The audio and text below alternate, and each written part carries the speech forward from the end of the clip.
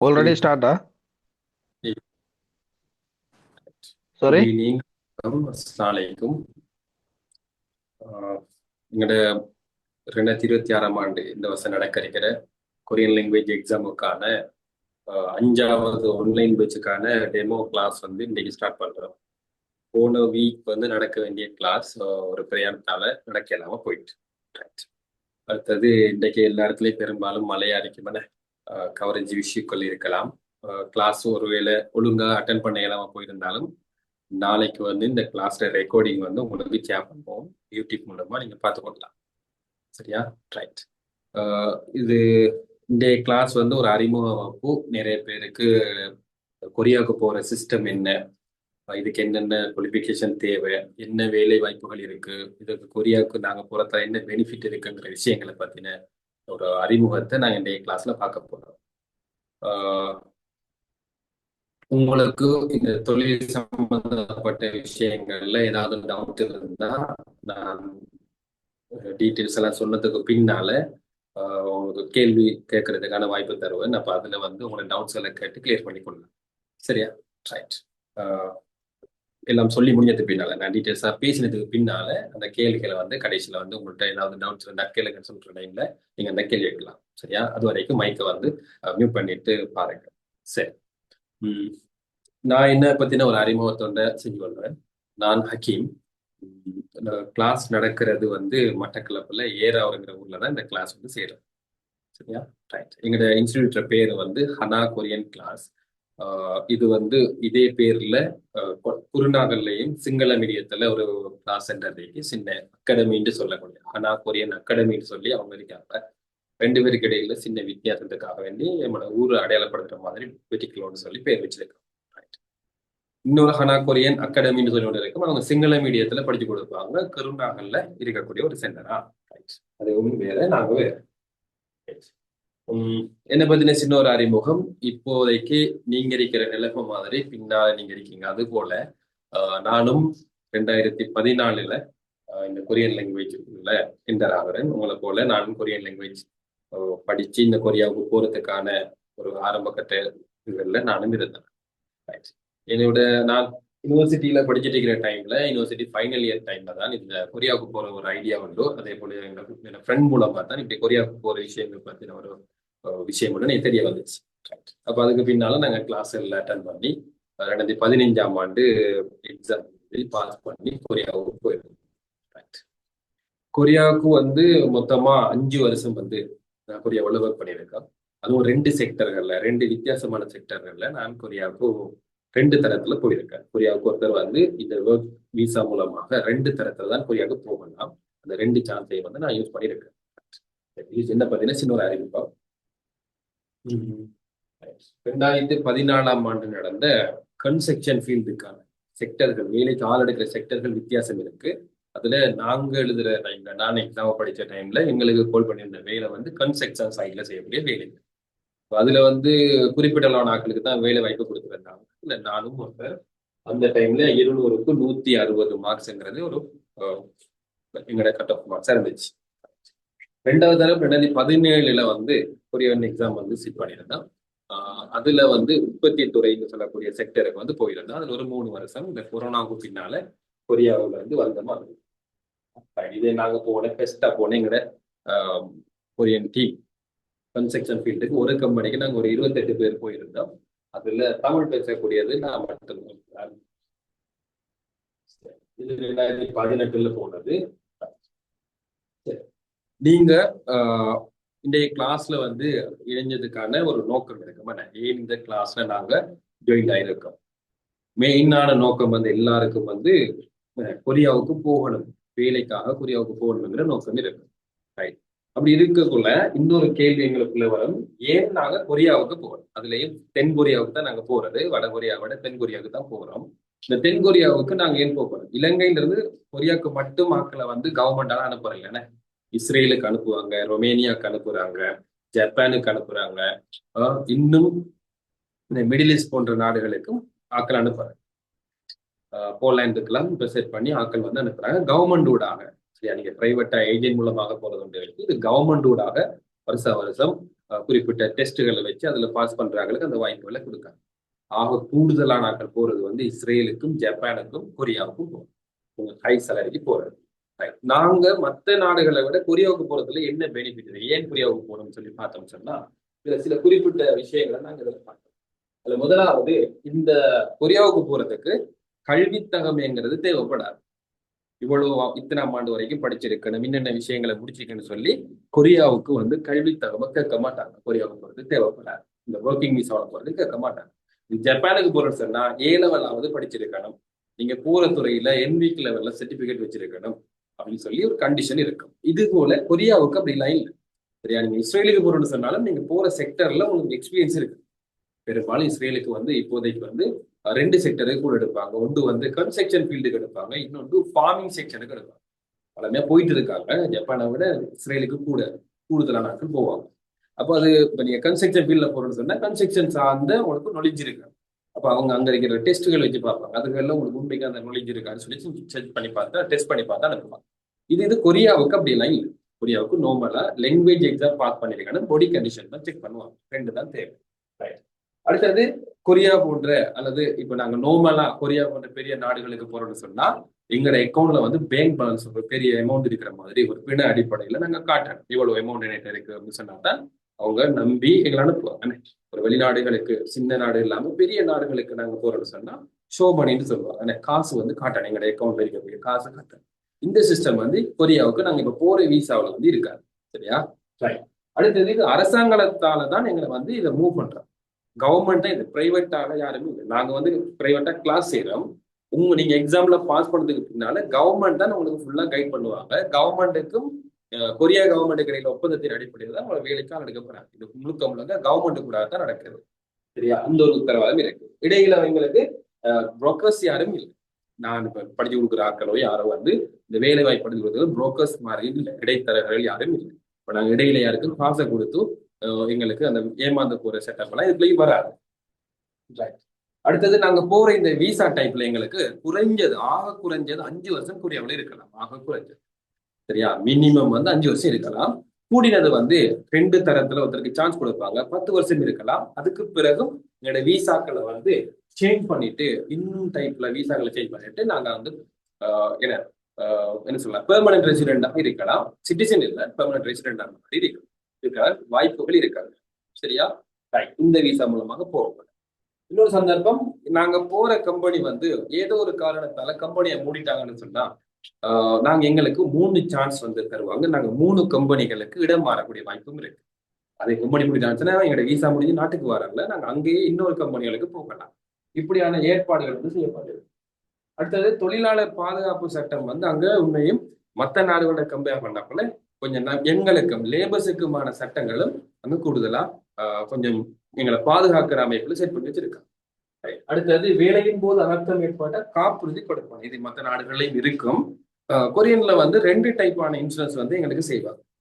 இந்த விசா ஸ்கீம்ல போனோம்னு சொன்னா என்ன, வேலை செய்யற டைம்ல எங்க கம்பெனிக்குள்ள ஏதாவது விபத்து நடந்தா அதுக்கான இழப்பு எங்களுக்கு கிடைக்கும். கம்பெனில உடல் அங்கவீனங்கள் ஏதாவது ஏற்பட்டு அதுக்கான இழப்பீடு கிடைக்கும். அதே சந்தர்ப்பத்துல நாங்க வேலைக்கு அந்த குறிப்பிட்ட அனர்த்தம் ஏற்பட்டு வேலைக்கு போக முடியக்கூடிய காலங்களுக்கு எங்களை சம்பளத்துல 70% வந்து நாங்க வேலைக்கு போகாமலே எங்களுக்கு தருவாங்க. இந்த 2 விஷயம் மட்டும் இருக்கு. சரியா, மற்ற நாடுகள்லையும் இருக்கலாம், இது கொரியாவிலையும் கொடுக்கும். பெரும்பாலான கம்பெனிகள்ல சாப்பாடும் ரூமும் வந்து ஃப்ரீயா தருவாங்க. பெரும்பாலான கம்பெனிகள்லாம், சில கம்பெனிகள்ல மட்டும்தான் ரூமுக்காக சில குறிப்பிட்ட அமௌண்ட் வந்து மாசம் சம்பளத்துல இருந்து எடுப்பாங்க. பெரும்பாலான கம்பெனிகள்ல 2ம் வந்து ஃப்ரீயா தான் கொடுப்பாங்க. சரி, அடுத்தது, சம்பளத்தை தவிர எங்களுக்கு மேலதிகமா போனஸும் பென்ஷனும் வந்து இருக்கு. இவங்களோட சம்பள சிஸ்டம் அடிப்படையை பார்த்தோம்னு சொன்னா பெரும்பாலும் இது ஒரு ரிஜிஸ்டர் பண்ணப்பட்ட ஒரு கம்பெனியில நாங்க வேலைக்கு போறோம். அதனால எங்களுக்கு மாத சம்பளம் எடுக்கிறதோட எங்களோட சம்பளத்துல வந்து EPF ETF சொல்லக்கூடிய அந்த அமைப்புல எங்களுக்கு காசை வந்து ஒரு விதமான காசை வந்து இன்சூரன்ஸ் அடிப்படையில் பிடிப்பாங்க.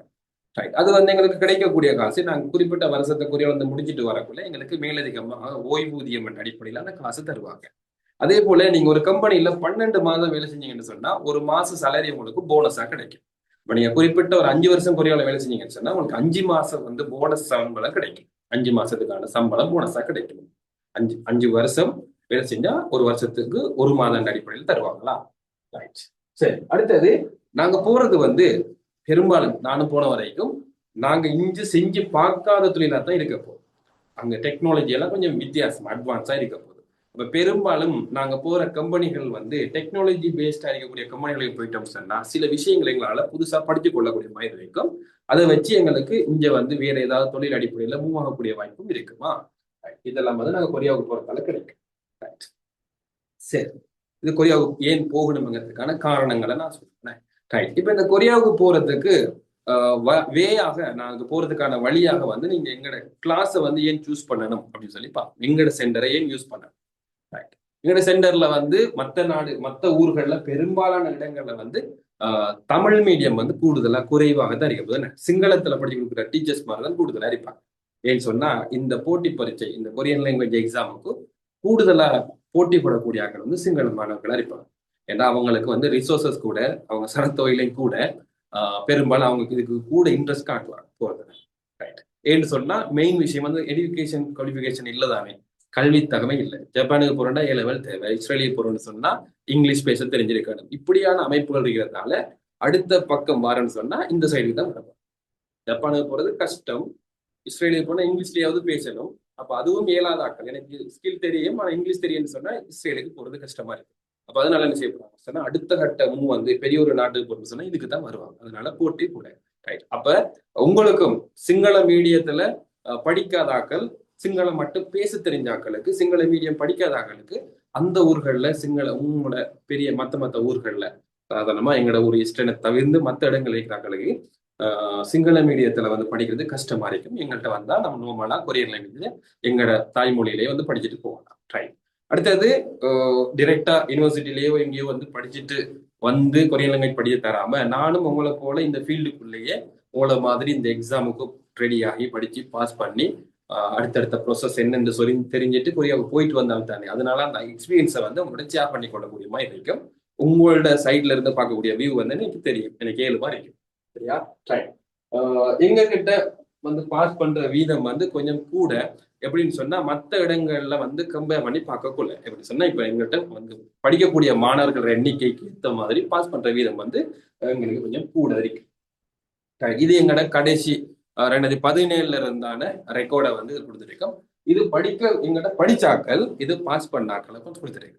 நம்மளா பார்த்தா தெரியும் தமிழ் மீடியத்துல இப்ப நீங்களும் தான் நம்ம கிளாஸ் 11 விளங்கும் ஒரு குறிப்பிட்ட அளவான ஆக்கள் தான் இதுக்கான நாட்டம் வந்து கூடிய நாட்களா இருப்பாங்க. நாங்க அதை தான் போகலாம் அப்படின்னு சொல்லி ஐடியா எடுக்கக்கூடிய ஆக்கள், மொத்த தமிழ் பேசக்கூடிய எல்லாருமே இல்லாம ஒரு குறிப்பிட்ட அளவான ஆக்கள். அதுலயும் எங்க கிட்ட வரக்கூடிய ஆக்கள்ல பாதி பேருக்கு மேல எனக்கு பெர்சன்டேஜ் அடிப்படையில பார்த்தோம்னு சொன்னா பாதி பேர் அடிப்படை மேல எக்ஸாம்ல பாஸ் ஆகுறாங்க. 2024 வரைக்குமான ரெக்கார்ட் வந்து கொடுத்திருக்கேன். 2025 எக்ஸாம் நடந்துட்டு இருக்கு, 26 இது. ஆனா 25ஆம் ஆண்டுக்கான எக்ஸாம் நடந்துட்டு இருக்கு. 4ஆம் மாசம் தான் ரிசல்ட் வரும். இந்த 4ஆம் மாசம் அதுக்கு பின்னாலதான் இந்த வருஷம் எத்தனை பேர் பாஸ் பண்ண போறாங்கன்னு சொல்லிட்டு நாங்க பார்க்கலாமா. சரி சரி, இதுக்கு இப்ப கொரியாவுக்கு போறதுக்கு சொன்னா தகுதி கொஞ்சம் தேவைப்படும். ஏன்னா என்னென்ன தகமைகள் இருந்தா போகலாங்கிறத நாங்க அடுத்ததான் பார்ப்போம். இதுல பார்த்தோம்னு சொன்னா குறிப்பிட்ட ஆண் பெண் யாருக்கும் போகலாம். குறிப்பிட்ட 18 வயசுல இருந்து 39 வயசுக்குள்ள இருக்கக்கூடிய ஆண் பெண் யாரா இருந்தாலும் இந்த எக்ஸாமை சிட் பண்ணி பார்க்கலாம். ரைட், சரியா, ரைட். அடுத்தது மெயினான விஷயம் வந்து உங்களுக்கு கை காலில் அங்கவீனம் இல்லாம இருக்காது. கை காலை செக் பண்ணுவாங்க. பிசிக்கலா நாங்க எங்கேயுமே அங்கவீனம்ங்கிற ஒரு டைப்புக்குள்ள வராத ஒருத்தரா இருந்தோம் சொன்னா இதுக்குள்ள நாங்க எக்ஸாமுக்கு வரலாம். உங்களுக்கு ஏதாவது மறைமுகமா அப்படி ஏதாவது இருக்கும்னு சொன்னா நீங்க இந்த எக்ஸாமுக்கு ட்ரை பண்றதை விடலாமா. உங்களுக்கு அங்கவீனம் இருந்தா நீங்க இதுல ட்ரை பண்ணாதீங்க. கடைசி டைம்ல வந்து எங்களுக்கு மெடிக்கல் டெஸ்ட் இருக்கும், அதுல எங்களை வந்து ரிஜெக்ட் பண்ணுவாங்க. நாங்க ஒரு வேலைக்காக போறோம் தானே, அப்ப வேலைக்கு போகக்குள்ள ஃபுல்லா எல்லாம் தெரியா இருக்கக்கூடிய ஒருத்தரை தான் செலக்ட் பண்ண பார்ப்பாங்க. அடுத்தது வர்ண குறைபாடு இல்லாதவராக இருக்காரு. வர்ண குறைபாடுன்னு சொல்றது நார்மலா உங்களுக்கு ஒரு விஷயத்தை செக் பண்ணலாம். இது எக்ஸாம்ல மெயினா பாக்குற ஒரு விஷயமா, கொரியா எக்ஸாம் சென்டர்ல மெயினா இதை வந்து பார்ப்பாங்க. இது நிறைய பேர் வந்து தெரியாம இருக்கு. இதுல பாத்தீங்கன்னு சொன்னா இது நீங்க கலர் டெஸ்ட், இந்த டெஸ்ட் வந்து பெரும்பாலும் எடுத்திருக்க மாட்டேன். நாங்க நார்மலா டிரைவிங் லைசனுக்கோ வேற ஏதாவது மெடிக்கல் போட போனீங்கன்னு சொன்னா நார்மலா நம்பர்ஸ், பெரிய நம்பர், சின்ன நம்பர், கிட்ட பறவை தூரப்பறவை விளங்குதான்னு செக் பண்ணுவாங்க. இது வந்து கலர் பிளைண்ட்னு சொல்றாங்க. இப்படி ஒரு பிக்சர்ஸுக்குள்ள ஒரு நம்பர் இருக்கு. ஏன்னா இது சில ஆக்களுக்கு கலர் பிரச்சனை இருக்கக்கூடிய ஆக்களுக்கு விளங்காது. இது நார்மலா இதுக்குள்ள ஒரு 12 நம்பர் எனக்கு விளங்குது. என்ன இப்படி இந்த டெஸ்ட் வந்து வைப்பாங்க. இந்த டெஸ்ட்ல நீங்க பாஸ் ஆகணும். இது நார்மலா நான் 12 12 இருக்குன்னு சொல்லி பார்த்தோம்னு சொன்னா இப்ப இதுக்குள்ள ஒரு நம்பர், இதுக்குள்ளேயும் ஒரு நம்பர் இருக்கு. இது தெரியும் எத்தனை நம்பர் விளங்குதா யாருக்காவது? இதுக்குள்ளேயும் ஒரு நம்பர் 74 சார். 74. 74 நம்பர் விளங்குதா? இன்னும் இதுக்குள்ளேயும் ஒரு நம்பர் இருக்கு, 3 நம்பர். இப்படி கலர் பிளைண்ட் டெஸ்ட்னு சொல்லி 12 நம்பர்ஸ் வந்து காட்டுவாங்க. அந்த 12ல நாங்க 6 தாண்டணும், 6க்கு கூட சரி எடுக்கணும். சரியா? அதாவது வளமையாக ரெகுலரா ஒரு பிரச்சனையும் இல்லாத ஒருத்தருக்கு இது சரி எல்லாமே விளங்கும், 12 நம்பரும் விளங்கும். சரியா? பிரச்சனை இருக்கக்கூடிய ஆளுக்கு வந்து 6, 7, 8, 9 நம்பர்கள் செல்லக்கூடிய ஏழாம போயிடும் சொன்னா அது விளங்காது. அந்த கலர் அடிப்படையில இந்த இதுக்குள்ள இருக்கிற கலர் வந்து பாத்தீங்கன்னா கொஞ்சம் ஒரு மஞ்சளும் ஒரு ப்ரௌன் கலர் ஒரு காம்பினேஷனுக்குள்ள இருக்கக்கூடிய ஒரு நம்பர்ஸுக்குள்ள பச்சை கலர்ல வச்சிருக்காங்க. மெயினா அந்த கலர் பிரச்சனை இருக்கிற ஆளுக்கு வந்து சிகப்பு நிறம் வந்து பச்சையா விளங்கும், பச்சையா விளங்கும். சரியா? அப்போ அப்படி வர சந்தர்ப்பங்கள்ல மொத்தமா இந்த நம்பர்ஸ் வந்து விளங்காம போகும். சிகப்பு பச்சையா விளங்கும். இந்த கலர்ஸ் எல்லாம் பச்சையா இருந்தால் உள்ளே பச்சை இருந்துச்சுன்னா மொத்தமா இது பச்சை அரைக்கும் அவர் பார்வையில். இப்ப உங்களுக்கு விளங்குதா? பச்சை தனியா விளங்குதா? அவருக்கு எல்லாம் வந்து ஒரே கலரா விளங்கும். அதனால அவருக்கு கண்டுபிடிக்கலாம் என்ன நம்பர் இருக்குன்னு சொல்லி கண்டுபிடிக்கலாம். அப்படியே ஒரு டெஸ்ட் ஒன்று வச்சு கண்டுபிடிக்கலாம். ஏன்னு சொன்னா ஒரே ஒரு நாங்கள் மெஷினரி சம்பந்தப்பட்ட வேலைகளுக்கு தான் போகும். அப்போ அதுல வந்து கலர் அடிப்படையில நாங்க சில விஷயங்கள் என்ன ரெட் கலர் பத்தினா இது அபாயம் அதுன்னு சொல்லி தெரிஞ்சிருக்கணும். அதுக்காக கலர் டெஸ்ட் வந்து பண்றாங்க. நான் நினைக்கிறேன் ஹெவி வெஹிக்கிள் லைசன்ஸ் எடுக்கக்கூடிய ஆட்களுக்கும் இந்த கலர் டெஸ்ட் வந்து இருக்கும் இலங்கையில. இல்ல வெளிநாடுகளையும் செய்வாங்க, இலங்கையில இந்த டெஸ்ட் இருக்கு. இதுல நீங்க பிரச்சனை இல்லாத ஆளா இருந்தீங்கன்னா ஓகே, நீங்க எக்ஸாம் சென்டர்லயே செக் பண்ணுவாங்க. நீங்க எக்ஸாம்ல எவ்வளவுதான் பெஸ்டான ரிசல்ட் எடுத்திருந்தாலும் இந்த டெஸ்ட்ல ஃபெயில் ஆயிட்டீங்கன்னு சொன்னா நீங்க கொரியாவுக்கு வந்து போகலாம். சரியா? இதை கொஞ்சம் செக் பண்ணி பார்த்துக்கொள்ளணும். சொன்னா ஆன்லைன்ல அந்த டெஸ்ட் இருக்கு, நீங்க ஆன்லைன்ல ஒரு செக் பண்ணி பார்க்கணும். சரி, அடுத்தது ஏற்கனவே கொரியாவுல வேற ஏதாவது சம்பந்தப்பட்ட வீசாவுல போய் நீங்க இல்லீகலாக இருந்து உங்களை கொரியாவுல இருந்து நாடு கடத்திருப்பாங்கன்னு சொன்னா நீங்க போகலாம், அது கொரியாவுக்கு போகலாதா? இப்ப நீதிமன்றத்தால சிறை தண்டனை அனுபவிச்ச ஒருத்தர் வந்து போகலாம். ஆல்ரெடி ஏதோ இருக்கு சிறை தண்டனை கொடுக்குறேன்னு சொன்னா சும்மா கேஸுக்கெல்லாம் கொடுக்க மாட்டாங்கன்னு ஏதோ ஒரு அடிப்படையில ஒரு பாரிய குற்றம் செய்யப்பட்டதுக்கு பின்னால நாங்க ஜெயில இருக்க வேண்டிய நிலைமை வந்துடும். இப்படி ஜெயில இருந்துன்னு சொன்னா குற்றம் இருந்த ஆட்களுக்கும் கொரியாவுக்கு போறதுக்கான வாய்ப்பு கிடைக்காதா? அடுத்தது போதைப் பொருள் பாவனையற்றவர்கள். உங்களுக்கு நீங்க இப்ப இதுக்கு முதல் பாவிச்சிருந்தா பரவாயில்ல, பாவிச்சிருந்தா ஓகே, இதுக்கு பிறகு பாவிக்கப்படாது. கொரியாவுக்குள்ள நீங்க போற ஐடியாவில் வாங்கிட்டு பாவிக்கப்படாது. உங்களுக்கு எக்ஸாம் முடிஞ்சதுக்கு பின்னால மெடிக்கல் டெஸ்ட் எடுப்பாங்க. கிட்டத்தட்ட நாங்க 3 மெடிக்கல் டெஸ்ட் வந்து கம்ப்ளீட் பண்ணலாம். அந்த 3 மெடிக்கல் டெஸ்ட்லயே முக்கியமா பாக்குறது வந்து ட்ரக் யூஸ் பண்ணிருக்காராங்கிறத செக் பண்ணுவாங்க. அது 2 வருஷத்துக்குள்ள யூஸ் பண்ணாக்களை காட்டி கொடுக்கும். டெஸ்ட் எடுக்கிறதுல இருந்து 2 வருஷத்துக்குள்ள யாராவது பாஞ்சிருப்பாங்கன்னா அவங்களை காட்டி கொடுக்கும். இலங்கையில இருந்து இது வரைக்கும் 8 பேர் வந்து ரிட்டர்ன் வந்திருக்காங்க. போன பிளைட்லயே அடுத்த பிளைட்லயே ரிட்டர்ன் வந்தாக்க இருக்காங்க ட்ரக் யூஸ் பண்ணாங்க. சரியா? அப்ப ஏதாவது மெடிக்கல் டெஸ்ட் முடிஞ்சது பின்னாலே யூஸ் பண்ணாங்களாவும் இருக்கலாம். ஏன்னா மெடிக்கல் டெஸ்ட் போறதுக்கு இடையில தான் செக் பண்ணுவாங்க. அதுகள்ல தப்பிட்டு நீ கொரியாவுக்கு போய் இறங்கின பின்னாலேயே மெடிக்கல் டெஸ்ட் செய்வாங்க. அதுல வந்து இவர் போதைப் பொருள் பாவிச்சிருக்காரு அப்படின்னு சொல்லி இவரை ரிட்டர்ன் பண்ணி டீபோர்ட் பண்ணியிருக்காங்களா? அப்ப இந்த போதைப் பொருள் பாவனையற்றாக்கள் நீதிமன்றத்தால சிறை தண்டனை அனுபவிக்காதார்கள் இவங்களுக்கு தான் பெண்டிங்ல இப்போதைக்கு கேஸ் இருந்தாலும் ஒரு நாட்டுக்கு போறோம்னு சொன்னா முதல்ல எங்களோட பேக்ரவுண்டை செக் பண்ணுவாங்க. நாங்க ஏதாவது குற்றம் செஞ்சிருக்கோமா இல்லையாங்கிற பேக்ரவுண்ட் பார்ப்பாங்க. அது பார்த்துட்டு அதுல ஏதாவது முன்னுக்கு பின்னு முரணா இருக்குன்னு சொன்னா எங்களுக்கு வந்து அந்த விசா ப்ராசஸ் வந்து ஸ்டாப் பண்ணிடுவாங்க, தர மாட்டாங்க. நாட்டை விட்டு வெளியாகிறதுக்கு விட மாட்டாங்க, அல்லது மற்ற குற்றம் செஞ்சாங்கன்னா மற்ற நாடுகள் ஏற்றுக்கொள்றதை விரும்ப மாட்டாங்க. அதனால இந்த விஷயங்களை கொஞ்சம் கவனமா வச்சுக்கொள்வோம். ரைட், கலர் பிளைண்டேஜ் பார்த்துட்டோம்.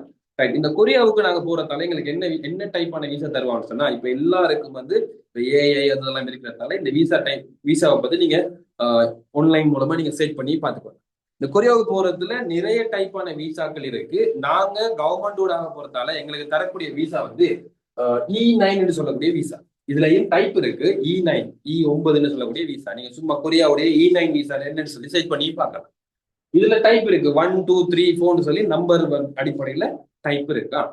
இந்த E9 விசான்னு சொல்றது பொதுவா என்ன டைப் வரும்னு சொன்னா ப்ரொஃபஷனல் இல்லாத ஆட்களுக்கான சும்மா சாதாரண லேபர் டைப்பான வேலைக்காக ஆள் இருக்கிறது ஒரு சிஸ்டம்.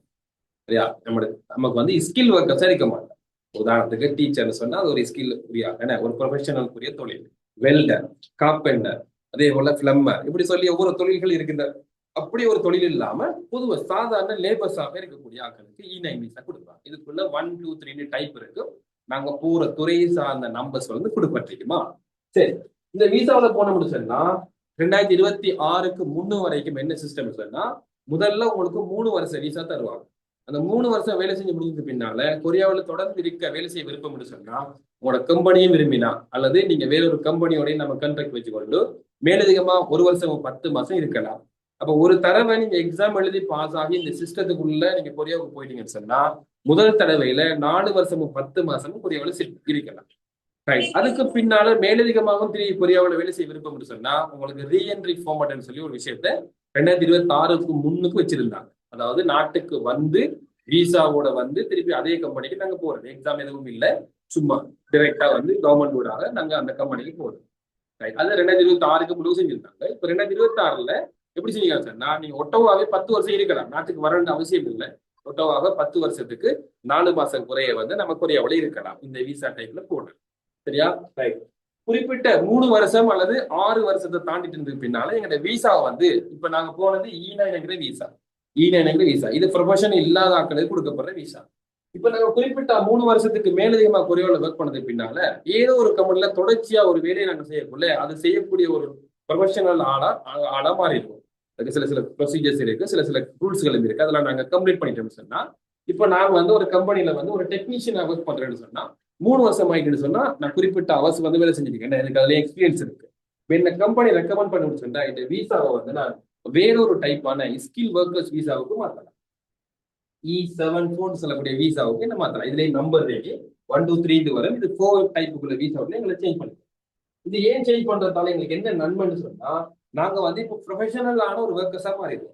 முதல் போகக்குள்ள யாருமே இல்லை, நார்மலா லேபர். அதுக்கு பின்னால இப்ப எங்களுக்கு ஐடி கார்டுல இந்த ப்ரொஃபஷன் செய்யக்கூடிய ஆளுன்னு சொல்லி எங்களுக்கு ஒரு டைட்டில் வந்து கிடைக்கும். இது கிடைக்கிறதால என்ன நன்மைன்னு சொன்னா இந்த விசா டைப்புக்கு போயிட்டேன்னு சொன்னா நாங்க ஓனா எங்களோட வைஃப் எங்களோட ஃபேமிலிகளை நாங்க இன்வைட் பண்ணி எடுத்துக்கொள்ளலாம் கொரியாவுக்கு. சரி, அவங்க வேலை செய்யலாது, ஆனா அவங்களை நாங்க இன்வைட் பண்ணி கொரியாவுக்கு எடுக்கலாம். இது பெரும்பாலாக்கள் கல்யாணம் முடிச்சாக்கள் வந்து வைஃப் மாற எடுக்கிறதுக்கு யூஸ் பண்ணக்கூடிய ஒரு விசா சிஸ்டமா இருக்கு. சரியா? ஓகே. இப்ப நாங்க கொரியாவுக்கு போறது என்னென்ன செக்டருக்கு போறோம்னு சொல்லி பார்க்கணும். இவ்வளவு விஷயங்கள் இருக்கு. E9 விசாவுல போறோம். சரி, என்னென்ன துறைகள்ல வேலைக்கு போகலாம்னு சொல்லி பார்க்கணும். கொரியாவுக்கும் இலங்கை கவர்மெண்ட்டுக்கு இடையில செய்யப்பட்ட ஒப்பந்தத்தின் அடிப்படையில நாங்க இப்போ போகக்கூடிய துறைகள் வந்து உற்பத்தி துறைன்னு சொல்லக்கூடிய உற்பத்தி துறைன்னு சொன்னா மேனுஃபேக்சரிங் சார்ந்த கம்பெனிகளா, ஏதாவது ஒரு பொருளை உற்பத்தி செய்யக்கூடிய கம்பெனிகள்ல எங்களுக்கு ஏதோ ஒரு டைப்ல ஒரு வேலையை வைக்கும். இன்ன வேலை தானே சொல்லிடலாம். அங்க போனதுக்கு பின்னால எந்த வேக்கண்ட் எங்களுக்கு அங்க இருக்கோ அந்த வேலையை எங்களுக்கு பழக்கி தருவாங்க. ஒரு 3 மாசம் ட்ரைனிங் வந்து அந்த வேலையை நாங்க செய்ய வேண்டி வரும். கூடுதலான ஆட்கள் வந்து எல்லா நாடுகளையும் நாங்க மட்டும் போறோம்ல, மொத்தம் 17 நாடுகளுக்கு ஆட்கள் போகும். இதே மாதிரி எக்ஸாம் எழுதி கொரியன் லாங்குவேஜ் படிச்சு எக்ஸாம் எழுதி பாஸ் ஆகி கவர்மெண்டோட போகக்கூடிய மற்ற 17 நாடுகளும் இருக்கு. எல்லா நாட்டிலையும் வந்து டிமாண்ட் அறிக்கக்கூடிய ஒரு தொழில் வந்து இது உற்பத்தி துறைன்னு சொல்லப்படுது. இலங்கையை பொறுத்தவரை இலங்கையிலையும் கடும் டிமாண்ட் இது இருக்கு. எல்லாரும் இதுக்கு போகத்தான் விரும்புவாங்க. இது நார்மலா நீங்க ஒரு கவர்மெண்ட்டோ அல்லது ஒரு சின்ன ஃபேக்டரியோன்னு நினைச்சுக்கோங்க. ஃபேக்டரி ஒன்றில் நாங்கள் வேலைக்கு போவோம். ஒரு குறிப்பிட்ட அவர்ஸ் வந்து எங்களுக்கு ஃபிக்ஸடா இருக்கும். 8 மணில இருந்து ஈவினிங் 6 மணி வரைக்கும் எங்களுக்கு வேலை. மேலதிகமா வேலை செஞ்சா எலவன்ஸ் கிடைக்கும். சனி ஞாயிறு வேலை செஞ்சா சாட்டர்டே சண்டே வேலை செஞ்சதுக்கான விடுமுறை கொடுப்பனவுகள் கிடைக்கும். இப்படி சொல்லி நல்ல பெனிஃபிட் கொஞ்சம் இருக்கக்கூடிய ஒரு துறை தான் இந்த உற்பத்தி துறை. கூடுதலான டிமாண்ட் இருக்கு. எக்ஸாம்லையும் கூடுதலா படிச்சு நல்ல மார்க்ஸ் எடுத்தாங்களுக்கு மட்டும்தான் இது போகலும். அடுத்த செக்டருக்கு கூடுதலா கொரியாவில் இலங்கையிலிருந்து போறது வந்து மீன் பிடிக்கிறது, மீன் வளர்க்கிறது. மீன்பிடித்துறை, மீன் வளர்ப்புத்துறை, இது 2 செக்டர் வரும். ஒன்று மீனை வந்து கடலுக்கு போய் வளர்க்கிறது, கடலுக்கு போய் பிடிக்கிற ஒரு செக்டர் வரும். இன்னொன்று கரையில வந்து அல்லது நன்னீர் துறைகள்ல வந்து மீன் வளர்க்கிறது. சரியா? கரையில வந்து பக்கு கட்டி நெட்டாயங்கள் அடிச்சு மீன் வளர்ப்பாங்க. மீன், இறால், நத்தை, அந்த கொரியாவுடைய வேற மட்டி அமைப்புல இருக்கக்கூடிய அதுகள் எல்லாம் வளர்ப்பாங்க. அதை கடல்ல போய் இந்த நன்னீர் அந்த கடலும் மாறு சந்திக்கிற இடங்கள் இங்க கலப்பு அந்த அலைகள் இல்லாத ஏரியா அதுகளையும் வந்து வளர்க்கறதுக்கு ஏற்பாடு இருக்கு. 2 துறைகள் 2 டைப் அதுக்குள்ள வந்துடும். 2 வேற வேற செக்டர் பிசரிஸின் அடிப்படையில் இது வரும். இதுக்கும் இலங்கையில இருந்து இது 2க்கு தான் கூடுதலாக்கள் போவாங்க. இன்னொரு துறை கட்டுமான துறை, கன்ஸ்ட்ரக்ஷன். நான் போனதுக்கு பின்னால எங்களுடைய ஸ்டூடெண்ட் ஆக்கள் எக்ஸாம் செஞ்சாங்க 2017. அதுல பெரும்பாலும் குறைவான ஆக்களை தான் செலக்ட் பண்ணியிருந்தாங்க. அதுக்கு பிறகு ஆக்கள் போற விதம் மிச்சம் குறைவு. அதனால நான் கன்ஸ்ட்ரக்ஷன் துறைக்கு வந்து போறத பெரும்பாலும் ரெக்கமெண்ட் பண்றது இல்லை. ஏன்னு சொன்னா நாங்க பாஸ் பண்ணாலும் எங்களுக்கு அந்த குயிக்கா வந்து விசா ப்ராசஸ் வந்து நடக்காது. அதனால நாங்க கட்டுமானம் இப்போதைக்கு ஸ்டாப் பண்ணிக்காக நினைச்சுக்கோங்க. அடுத்தது கப்பல் கட்டுமானம் சொல்லி புதுசா ஒரு செக்டரை கொண்டு வந்தாங்க. போன வருஷத்துக்கு முந்தின வருஷம் ஒரு எக்ஸாம், அதுக்கு முந்தின வருஷம் ஒரு எக்ஸாம் வச்சாங்க. கப்பல் கட்டுமானம்ங்கிறது கொரியா வந்து கப்பல் கட்டுறதுல ஃபேமஸ் ஆனது. ஷிப் இருக்கு தானே, ஷிப் செய்யறதுல கொரியா கொஞ்சம் ஃபேமஸ் ஆன நாடு. அங்க பிரதான ஏற்றுமதி பொருட்களாக அது இருக்கு. இந்த கப்பல் கட்டுமானத்துறை ஆரம்பத்துல உற்பத்தி துறைக்கு இருந்தது. அதை தனியா பிரிச்சு போட்டு அதுக்கு தனியா ஆக்கள் எடுத்தாங்க. இந்த கப்பல் கட்டுமானத்துறையில எங்களுக்கு என்ன வேலைன்னு சொன்னா, ஒன்று வெல்டிங் பண்றது, கிரைண்டிங் பண்றது, பெயிண்ட் பண்றது, அல்லது எங்களுக்கு அதுக்குள்ள வேலை கொடுத்துருவாங்கன்னு சொன்னா நாங்க பழஞ்சின்னு சொல்லுவோம். வேலை செய்யறதுக்கு சப்போர்ட்டுக்காக ஏரி ஆக்கள் வேலை செய்யறதுக்காக செய்யக்கூடிய அந்த செட் பண்ணக்கூடிய இது இருக்கு தானே, ஸ்கார்ஃப் ஹோல்டிங் சொல்லுவோம். அந்த வேலை வந்து கொடுக்காங்க. சரியா, இதுக்கு 2 வருஷமா ஆக்கள் எடுத்தாங்க. இப்ப திரும்பவும் மேனுஃபேக்சரிங்கோட சேர்த்து இந்த கட்டுமானத்தை இதோட இணைச்சிட்டாங்க. இந்த வேலையில இருக்கக்கூடிய ஆட்கள் வந்து இந்த வேலைக்குரிய ஆட்கள் அப்படின்னு சொல்லி இணைச்சிட்டாங்க திரும்பவும். இன்னொரு துறைகள் இருக்கு, சேவைகள்னு சொல்லி இது புதுசா அறிமுகப்படுத்தினாங்க. இதுக்காக இந்த அறிமுகப்படுத்தின துறையில கொரியாவுக்கு ஆட்கள் போற விதம் மிச்சம் குறைவும். இதுல 2 செக்டருக்கு ஆள் எடுத்தவங்க. ஒன்று ஹவுஸ் கீப்பிங், அதாவது பெரிய ஹோட்டல்கள்ல வந்து ரூம் சர்வீஸ் செய்யக்கூடிய ஆட்களுக்கும், அதே போல ஹோட்டல்கள்ல சாப்பிடுற ஹோட்டல் இதான ரெஸ்டாரண்ட்கள்ல வெயிட்டர் வேலைக்கும் வேலை கிடைக்கலாம்னு அடிப்படையில ஒரு 2300 பிள்ளைகள் வந்து இதுல எக்ஸாம் பாஸ் பண்ணிட்டு இருக்காங்க. இன்னும் பெரும்பாலான ஆட்களுக்கு விசா கிடைக்கல. 1 வருஷம் ஆயிட்டு இது பார்லிமெண்ட்ல இந்த விஷயத்தை பத்தி பேசிட்டு இருக்காங்க. இவங்களுக்கு ஒரு நல்ல கிடைக்கலாம். அதனால நீங்க இப்போதைக்கு ஞாபகம் வச்சுக் கொள்ளுங்க, எங்களுக்கு 2 செக்டர்ல தான் வேலை வாய்ப்பு இருக்கு. ஒன்று உற்பத்தி துறையிலையும் இப்போதைக்கு மீன்பிடி மீன் வளர்ப்பு துறையிலையும் வேலை வாய்ப்பு இருக்கு. இது 2க்கு இடையில பாரிய டிஃபரெண்ட் இருக்கா, 2க்கும் இடையில வித்தியாசம் இருக்கு. இது கொஞ்சம் கஷ்டம், கொஞ்சம் என்ன அதிகமா கஷ்டப்படுற வேலை தான் இது மீன் பிடிக்கிறதுங்கிறது. மீன் வளர்ப்பு மீன்பிடி துறைக்கு போறது. உற்பத்தி துறை வந்து டைம் பிக்சட் ஆன ஒன்று. ஒரு 8 மணில இருந்து 6 மணி வரைக்கும் வேலை சொன்னா நாங்க அந்த வேலையை தான் நாங்க செய்ய போறோமா, எங்களுக்கு அது ஒரு ஒபிஷியலான ஒரு டைமா போயிடும். 6 மணிக்கு பிறகு நாங்க ஒரு அவர் வேலை கூட வேலை செஞ்சோம்னு சொன்னா எங்களுக்கு salary 1.5 மடங்கு தந்துதான் நாக்கணும் கம்பெனியால. இப்படி ஒரு ஸ்ட்ரிக்டான ஒரு விஷயம் ஒன்று இருக்கு. இந்த பிஷரிஸை பொறுத்த வரைக்கும் அப்படி இல்லை. பிஷரிஸ் மற்ற தொழில்களை விட இந்த பிஷரிஸ்ங்கிறது அப்படி இல்லை. டைம் வந்து பிக்சடா இருக்காது. இத்தனை மணி இத்தனை மணி வரைக்கும் சொல்லி பிக்சட் வந்து வராது. ஒருவேளை சிலாக்களுக்கு மட்டும் அந்த பிக்சடான டைம் ஷெடியூல் கிடைக்கும். யாருக்குன்னு சொன்னா கரையில மீன் வளர்க்கிறாங்களுக்கு. சரியா, தரையில வந்து மீன் வளர்ப்பு துறைகள் இருக்குதானே, அதுகள்ல ரால் ஃபார்மோ அல்லது மட்டி ஃபார்மோ அல்லது மீன் வளர்க்குற ஃபார்மோல வேலை செஞ்சோம்னா அங்க வந்து ஷிஃப்ட் அடிப்படையில வேலை நடக்கும். அது மட்டும் டைமுக்கு நடக்கும். மற்றபடி 7 நாளும் வேலை செய்ய வேண்டி வரும். டைம் வந்து பிக்சர் இல்லை. சில நாட்கள்ல வந்து சீசன் டைம்ல வந்து 13-14 அவர் வேலை செய்ய வேண்டி வரலாம். சில சந்தர்ப்பங்கள்ல 2-3 அவர் மட்டும் வேலை செய்ய வேண்டி வரலாம். ஒரு குறிப்பிட்ட மாசத்துக்கு எங்களுக்கு வேலை இல்லாமலும் இருக்கலாம். சீசன்ல மீன் படாத சீசன் இருந்தா மீன் கடலுக்கு இனப்பெருக்க செய்யற டைம்ல எல்லாம் போக மாட்டாங்க கடலுக்கு. அப்ப எங்களுக்கு கொஞ்சம் ஃப்ரீயா இருக்கும். இப்படி ஒரு செட்டப்பும் இருக்கா. இதுகளை நான் அமைச்சுக்கொள்ளும். சரி, இப்ப இந்த எக்ஸாம் செய்யணும்னு சொன்னா எங்களுக்கு என்ன தேவை அப்படின்னு சொல்லி பார்த்தோம்னு சொன்னா, கண்டிப்பா எல்லாருக்கும் 18 வயசு ஆயிருக்கணும். பாஸ்போர்ட், நீங்க எக்ஸாமுக்கு அட்மிஷன் போடக்குள்ள உங்களுக்கு 18 வயசு ஆயிருக்கணும். எங்களுக்கு சில கோள்கள் வர சில உமாமார் வந்து பிள்ளைகளை சேர்த்துடுவாங்க. 16 வயசு 17 வயசுல சேர்த்துருப்பாங்க. அந்த அடுத்தடுத்த வருஷம் எக்ஸாம் செய்யறதுக்கு அவங்களுக்கு வயசுக்கு போதாம இருக்கு. 2 வருஷம் காத்துட்டு இருக்கணும். இப்ப இதுலயும் நான் ஜாயிண்ட் ஆகிய நாட்கள் யாருக்காவது வார 3ஆம் மாசத்துக்கு இடையில 18 வயசு ஆகும்னு சொன்னா ட்ரை பண்ணலாம். இதே இது 6ஆம் மாசம் 7ஆம் மாசம் 10ஆம் மாசம் தான் 18 வயசு ஆகுதுன்னு சொன்னா அவங்க இந்த வருஷம் எக்ஸாமுக்கு படிச்சு வேலை இல்லை. ஏன்னா இவங்களுக்கு எக்ஸாம் அடுத்த வருஷம் தான் நடக்கும். அடுத்த வருஷம் தான் 18 வயசு. இந்த வருஷம் 3ஆம் மாசத்துக்கு இடையில 3ஆம் மாசம் 4ஆம் மாசத்துக்கு இடையில உங்களுக்கு 18 வயசு ஆயிருந்தா மட்டும்தான் நீங்க கிளாஸ் அட்டன் பண்ணி செய்யறதுக்கு பெனிஃபிட்டா இருக்கு. இந்த வருஷமே எக்ஸாம் எழுதலாமா.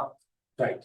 அடுத்தது பாஸ்போர்ட்ல 2 இயர்ஸ் குறைஞ்ச நேரத்தோட பாஸ்போர்ட் எடுத்தீங்கன்னு சொன்னா 2 வருஷம் வெளியிட்டு இருக்கணும். எக்ஸாமுக்கு அட்மிஷன் போடக்குள்ள கவர்மெண்ட்டுக்கு நீங்க $28 வந்து காசு கட்டணும். அந்த டைம்ல கவர்மெண்டால ஒரு பிக்சடான ஒரு அமௌண்ட் சொல்லுவாங்க, அதை நீங்க செய்யணுமா. சரி, இது எங்களுக்கு தேவையான விஷயம். ஓகே, இந்த கொரியாவுக்கு போற ப்ராசஸ் வந்து பாத்தீங்கன்னு சொன்னா நார்மலா இதுல ஒரு படிமுறையை வந்து கொடுத்துருக்கேன், சும்மா விளங்கப்படுத்துறேன் பாருங்க. முதல்ல நாங்க கொரியாவுக்கு அட்மிஷன் எடுக்கணும். அதுக்கு பின்னால எக்ஸாம் செய்யற எங்களுக்கு ஒரு எக்ஸாம் டேட் தருவாங்க. அந்த டேட்ல போய் கொரியாவுல இலங்கையில பன்னிப்பிட்டியில இருக்கக்கூடிய பாஸ்போர்ட் ஆபீஸ் கொஞ்சம் கழிச்சிருக்கக்கூடிய இடத்துல தலகேனன்ற ஒரு இடத்துல எக்ஸாம் சென்டர் இருக்கு. அந்த எக்ஸாம் சென்டர்ல எங்களுக்கு ஒரு டேட் ஒன்று தருவாங்க. அந்த டேட்ல போய் நாங்க எக்ஸாம் சிட் பண்ணணும். சரியா, அதுக்கு பின்னால எக்ஸாம்ல பாஸ் பண்ண ஆட்களுக்கு இன்னொரு டெஸ்ட் நடத்துவாங்க, ஸ்கில் டெஸ்ட்னு சொல்லி. இந்த ஸ்கில் டெஸ்ட்ல எப்படி சொன்னா எங்களோட பிசிக்கல் ஃபிட்னஸ் நாங்க எவ்வளவுக்கு ஸ்ட்ரென்தான ஆளா இருக்கோங்கிறத செக் பண்ணுவாங்க. 4 நிமிஷம் வந்து கொரியன் மொழியில வந்து இன்டர்வியூ நடத்துவாங்க. அதுலயும் நாங்க பாஸ் பண்ணணும். அதெல்லாம் வந்து எங்க சென்டரால நாங்க ட்ரெயின் பண்ணி தான் உங்களை அனுப்புவோம். சரியா, அதுலயும் நாங்க எக்ஸாம்ல பாஸ் ஆகணும். அதுக்கு பின்னாலே எங்களுக்கு உடனடியாக போலீஸ் ரிப்போர்ட்டும் மெடிக்கலும் எங்களோட டாக்குமெண்ட் சப்மிஷனும் வந்து நடக்கும். பாஸ் பண்ணி ரிசல்ட் வந்த உடனே இந்த 3 வந்து கொஞ்சம் அவசரமா நடத்துவாங்க. அதுக்கு பின்னால நீங்க இந்த டாக்குமெண்ட் எல்லாம் கம்ப்ளீட் ஆனதுக்கு பின்னால போலீஸ் கிளியரன்ஸ் ஓகே, மெடிக்கல் எந்த பிரச்சனையும் இல்லை, டாக்குமெண்ட் எல்லாம் கரெக்டா இருக்குன்னு சொன்னா, டாக்குமெண்ட் சொன்னா எங்க அவங்க கேட்கிற டாக்குமெண்ட் எல்லாம் நாங்க சரி எடுத்து கொடுக்குறோம், அவ்வளவுதான். எல்லாம் ஓகேன்னு சொன்னதுனால எங்க டாக்குமெண்ட்டை கொரியாவுக்கு அனுப்புவாங்க. கொரியாவுல வேலைவாய்ப்பு மையங்கள் ஒவ்வொரு டிஸ்ட்ரிக்ட் வைஸா வச்சிருப்பாங்க. அந்த டிஸ்ட்ரிக்ட் வேலைவாய்ப்பு மையத்துக்கு எங்களை வந்து ஃபைல் வந்து போகும். எங்கள்கிட்ட விசா ஃபார்ம் ஒன்று தருவாங்க. அதுல நாங்க விரும்புற கொரியாவுல எந்த ஏரியாவுல, எந்த டிஸ்ட்ரிக்ட்ல, எந்த மாகாணத்துல வேலை செய்ய விருப்பம் சொல்லி ஆப்ஷன் கேட்பாங்க. அந்த அடிப்படையில அந்த ஏரியாவுக்கு எங்களோட ஃபைல் வந்து போயிருக்கு. சரியா? போனதுக்கு பின்னால வருஷத்துல 4 தரத்துல வந்து கொரியாவுக்கு ஆள் எடுப்பாங்க. வருஷம் வந்து ஒவ்வொரு நாளும் வேலைக்கு ஆள் எடுக்க மாட்டாங்க. குறிப்பிட்ட மாதங்கள்ல குறிப்பிட்ட நாட்கள்ல மட்டும்தான் எங்களை வந்து ஹையர் பண்ணுவாங்க. பொஸ்மார் வந்து அங்க இருக்கிற வேலைவாய்ப்பு மையங்களுக்கு வந்து அந்த ஏரியாவில் இருக்கிற பொஸ்மார் வந்து போய் பார்ப்பாங்க. போய் பார்த்து அவங்களுக்கு பிடிச்ச நாட்டுல இருந்து ஆட்களை ஹையர் பண்ணுவாங்க. இப்ப நான் வந்து ஒரு பொஸ்ஸா இருக்கேன்னு சொன்னா எனக்கு 17 நாடுல பாகிஸ்தான் ஆட்கள் தான் தேவைன்னு சொன்னா நான் வந்து பாகிஸ்தான்ல இருந்து அப்ளை பண்ணப்பட்ட ஆட்களுக்குள்ள நீ பிடிச்ச ஆட்களை செலக்ட் பண்ணுவேன். நீங்க ஸ்ரீலங்காக்கள் தேவைன்னு சொல்லி ஒரு கொரியன் போஸ் வந்து விரும்புவான்னு சொன்னா அவர் இப்ப ஸ்ரீலங்காக்குள்ள இருந்து வந்த ஆட்களுக்குள்ள ஒவ்வொருத்தரா வந்து அவருக்கு குறிப்பிட்ட ஒரு 10 பேரை கொடுப்பாங்க. அந்த 10 பேரை அவர் ஏதோ ஒரு அடிப்படையில கொரிய மொழி தெரிஞ்ச அடிப்படையிலையோ அல்லது வேக்கிங் எக்ஸ்பீரியன்ஸ் இருக்கிற அடிப்படையிலையோ அல்லது நோமலா வயசு அடிப்படையிலையோ ஹைட் வெயிட் இந்த அடிப்படையிலையாவது சும்மா இல்லாட்டி போக அந்த போட்டோவை பார்த்து எனக்கு இவரை பிடிச்சிருக்குன்னு சொல்லி எடுக்கிறதுக்கு மாதிரி இருக்கு. அப்படி யாராவது உங்களை செலக்ட் பண்ணுவான்னு சொன்னா உங்களுக்கு விசா வந்து கிடைக்கும். விசா கிடைக்கிறதா ஃபர்ஸ்ட் எக்ரிமெண்ட் ஒன்று அனுப்புவாங்க. இன்ன வேலை, இவ்வளவு சம்பளம், இவ்வளவு காலம் வேலை செய்யணும் அப்படின்னு சொல்லி பொதுவாக எல்லாருக்கும் ஒரே எக்ரிமெண்ட் தான். அந்த எக்ரிமெண்ட் வந்து அனுப்புவாங்க. அதுக்கு பின்னால எங்களுக்கு 10 நாள் ட்ரைனிங் இருக்கும். இங்க நாங்க சிறந்த விசாவெல்லாம் வரக்குள்ள நாங்க திடீர்னு ஒரு குறிப்பிட்ட காலம் எங்களுக்கு எடுக்கும். அந்த காலத்துக்குள்ள நாங்க கொரியன் லாங்குவேஜை மறந்துடிப்போம். இந்த 10 நாளும் எங்களுக்கு கொரியன் லாங்குவேஜ் வந்து படித்து தருவாங்க. இது வந்து பெரும்பாலும் இங்கது பதுளையில வந்து இருக்கிற ட்ரைனிங் சென்டர்ல உங்களுக்கு 10 நாள் ட்ரைனிங் கூட தருவாங்க. அதுக்கு பின்னால நாங்க கொரியாவுக்கு போறோம்னு சொன்னா எங்களுக்கு ஒரு அரசாங்க உத்தியோகத்தரும் குடும்பத்துல ஒருத்தரும் வந்து எங்களுக்கு பிணை அடைக்கணும். அதாவது பொன் ஃபோம்னு சொல்லுவாங்க, பொடிஞ்ச பெடிகேஷன் போடுறது, ஆர்மி போலீஸுக்கு வேலைக்கு போனா இதை செய்வாங்க. அந்த குறிப்பிட்ட காலத்துக்கு நாங்க என்ன செய்யணும், அந்த இடத்துல வேலை செஞ்சுட்டே இருக்கணும். அதுக்கு பின்னாலதான் நாட்டுக்கு வரணும் அப்படின்னு சொல்லி ஒரு கண்டிஷன் அடிப்படையில் செஞ்சிருப்பாங்க. கிட்டத்தட்ட 20 இருந்து 25 லட்சம் ரூபாய் பிணையில எங்களுக்கு பெமில ஒருத்தரும் ஒரு அரசாங்க உத்தியோகத்தரும் வந்து எங்களுக்கு சைன் வைக்கணும். இது கொழும்புல தான் நடக்கும். பத்திரமுள்ள ஹெட் ஆஃபீஸ்ல அங்க ஒரு லோயருக்கு முன்னுக்கு நாங்க ஒரு சைன் ஒன்று வச்சிருக்கோம். அதுக்கு பின்னாலே எங்களுக்கு கொரியாவுக்கு போறதுக்கான ஏற்பாடுகளை பீரோ ஆஃபீஸால செஞ்சு தருவாங்க. குறிப்பிட்ட ஃபிளைட் டேட்ல வந்து எங்களை அனுப்புவாங்க. நீங்க இதெல்லாம் ஃபேஸ்புக்ல பாப்பீங்க. ஒரு குரூப் இத்தனாவது குரூப் வந்து இத்தனை பேரோட கொரியாவுக்கு போனிச்சு அப்படின்னு சொல்லி எல்லாம் ஒரு அட்வர்டைஸ்மெண்ட் போடுவாங்களே, அதை நீங்க பாக்கலாம். போன உடனேயே கொரியாவுக்கு போன உடனேயே நாங்க வந்து கம்பெனிக்கு போறோம்ல, அங்கேயும் ஒரு 3 நாள் ட்ரைனிங் தருவாங்க. எடுத்தோடனே நாங்க போனது ட்ரைனிங் சென்டருக்கு தான் போவோம். அந்த ட்ரைனிங் சென்டர்ல வந்து எங்களுக்கு படிச்சு தருவாங்க. அந்த நாட்டுடைய சட்டம் என்ன, பேங்க் சிஸ்டம் என்ன, வேலையில எப்படியான விஷயங்களை சேஃப்டியா இருக்கணும், அங்க நடக்கக்கூடிய பிரச்சனைகள் என்ன அப்படின்ற விஷயத்த எங்களுக்கு கொஞ்சம் ஒரு ஒரு அறிவுறுத்தல் வந்து சொல்லி தருவாங்க. லெக்சர்ஸ் வந்து நடத்துவாங்க. 3 நாள் நடக்கும். 3வது நாள் எங்களை பாடம் எடுத்த பொஸ் வந்து எங்களை வந்து அந்த சென்டர்ல இருந்து எங்களை கூட்டிட்டு வேலைக்கு போவாரு. அதுக்கப்புறம் நாங்க கம்பெனியில போய் வேலையை ஸ்டார்ட் பண்ணுவோம். இதுதான் அந்த போறதுக்கான ப்ரோசஸ் தான். சரி,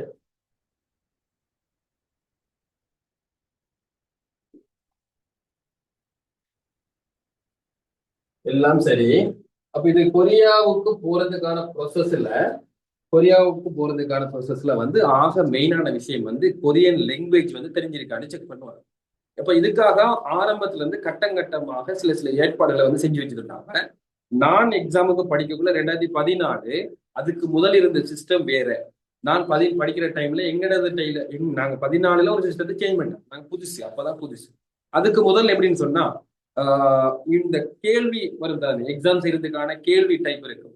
அந்த கேள்விகளை வந்து ஒரு தொகுப்பாவே வச்சிருப்பாங்க. ஒரு 2000 கேள்விகள் தொகுப்பு வச்சிருப்பாங்க. அந்த புத்தகத்தை தான் என்ன செய்வாங்க சொன்னா டீச்சர்ஸ் மாதிரி படிச்சு கொடுப்பாங்க. எழுதுறது, வாசிக்கிறது, பெரும்பாலும் எங்களுக்கு வாசிக்க தெரிஞ்சிருக்கணும், லிசன் பண்ற திறனும் இருக்கணும். கொரியன்ல வந்து பேசுற விஷயங்கள் எங்களுக்கு தெரிஞ்சிருக்கணும்.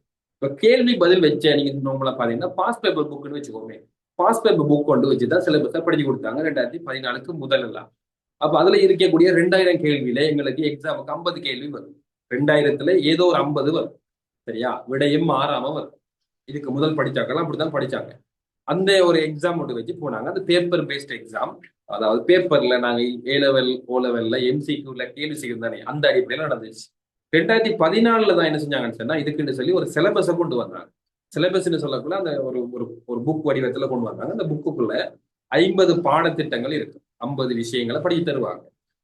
ஒரு மார்க்கெட்ல ஷாப்பிங் பண்ற முறை, அதே போல ஒரு பேங்க்ல வந்து அக்கௌண்ட் திறக்கிற முறை, வேற அக்கௌண்ட்ஸ் இருக்கிற முறை, ஹாஸ்பிட்டலுக்கு போகிற முறை, பார்மசியில போய் மருந்து எடுக்கிற முறை, இப்படி சொல்லி ஒவ்வொரு கட்டமா ஒருத்தர் வந்து ஒரு ஃபாரினர்ஸ் வந்து கொரியாவில் இண்டராகினத்துல இருந்து, யாப்போல இண்டராகினத்துல இருந்து திரும்ப ஒரு நாட்டுக்கு வரும் வரைக்குமான அந்த சிச்சுவேஷன்கள் அடிப்படையில ஒரு 50 சிச்சுவேஷன் வச்சிருப்பாங்க, 50 நிலைகள்.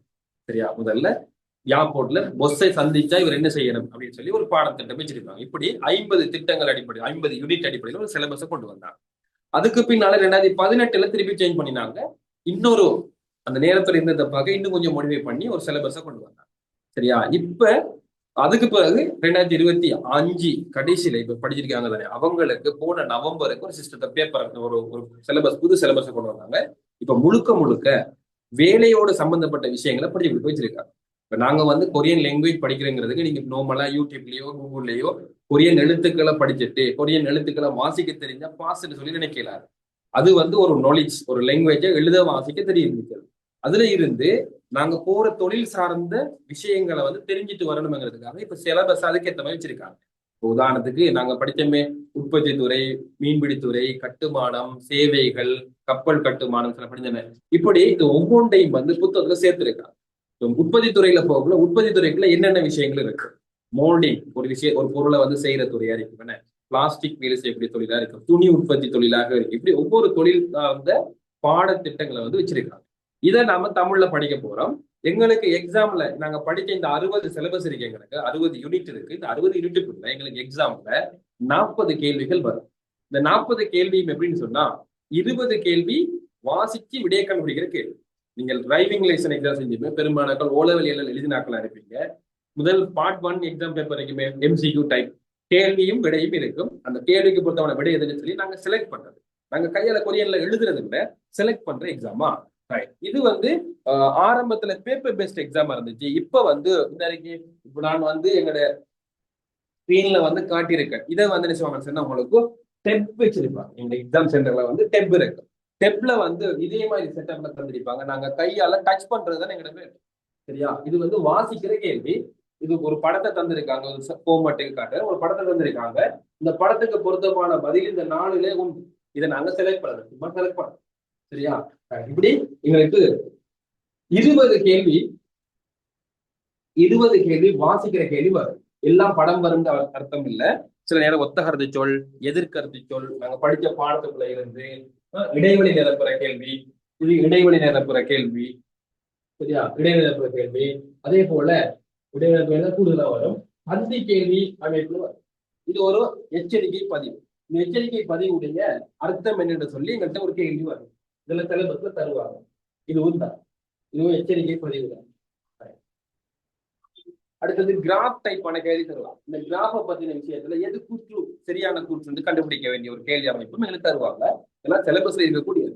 இதை கம்பேர் பண்ண தெரியுமான்னு பார்ப்பாங்க. இது யாரு கூட, 2வது யாரு, எதுவும் சேம் ஒரே மாதிரி அமைப்புல இருக்கா, பெர்சன்டேஜ் அடிப்புல சரியா இருக்கா, இப்படி தருவாங்களா. இப்படியான அமைப்புல வரக்கூடிய கேள்விகள் எங்களுக்கு MCQ டைப்ல தருவாங்க. முதல் 20 கேள்வி தருவாங்க. இது பந்தி கேள்வி அமைப்புன்னு சொல்லுவோம். இது ஸ்கிரீனுக்காக சின்ன விளங்குது. இந்த பந்தி அமைப்புல வரக்கூடிய கேள்வி. இந்த பந்தியில என்னத்தை பத்தி சொல்ல வராங்கிற தலைப்பு வந்து கண்டுபிடிக்கணும். இப்படியான கேள்விகள் எங்களுக்கு ஒரு 4 கேள்வி வரும். மொத்தம் வாசிக்கிற கேள்வி 20. இந்த 20 கேள்வி எங்களுக்கு நாங்க 25 நிமிஷத்துக்குள்ள செய்யணும். 20 கேள்வியை 25 நிமிஷத்துக்குள்ள செய்யணும். முழுக்க கொரியன்ல தான் இருக்கு. கொரியாவில தான் கேள்வி விடையும் கொரியன்ல இருக்கு. அப்ப நாங்க என்ன செய்யணும்னா இதை சிலபஸ்ல முழுமையா படிச்சுட்டு இப்ப நாங்க வாசிக்கக்குள்ளேயே தமிழால கான்செப்ட் பண்ணக்கூடிய ஆட்களாக மாறும். அது முழுமையா நாங்க இந்த சிலபஸை தமிழால சொல்லி தருவேன். முழுமையா எல்லாத்தையும் பாடமாக்க இந்த சிலபஸை பொறுத்தவரையில, இந்த எக்ஸாமை பொறுத்தவரையில நாங்க வந்து மொத்தமா பாடமாக்கிட்டு போவோம். புத்தகத்தை அப்படியே பாடமாக்கிட்டு போகணும்னு சொன்னா உங்களுக்கு டிரான்ஸ்லேட் பண்ணக்குள்ள இது என்னத்தை பத்தி பேசுறாங்க, என்ன விட வரும்ங்கிறது தெரிஞ்சிருக்கேன். இதெல்லாம் சிலபஸ்ல இருக்கக்கூடியது. உதாரணத்துக்கு இதை தந்திரிக்கிறத பார்த்தோம்னு சொன்னா எங்க புத்தகத்துல ஒரு 57வது யூனிட்ல இருக்கக்கூடிய ஒரு கேள்வி இருக்கு. புத்தகத்துல 57வது யூனிட்ல படிக்கக்கூடிய விஷயத்தை பத்தி பேசிருக்காங்க. சரியா? 20 கேள்வி 25 நிமிஷத்துக்குள்ள செய்யணும். இப்ப சிஸ்டம் வந்து UBT சொல்லக்கூடிய நான் சொன்ன மாதிரி டெப்லெட் நாங்க டச் பண்ற எக்ஸாம் எங்களோட இஷ்டத்துக்கு நாங்க செய்யலாம். அடுத்த கேள்விக்கு போகணும்.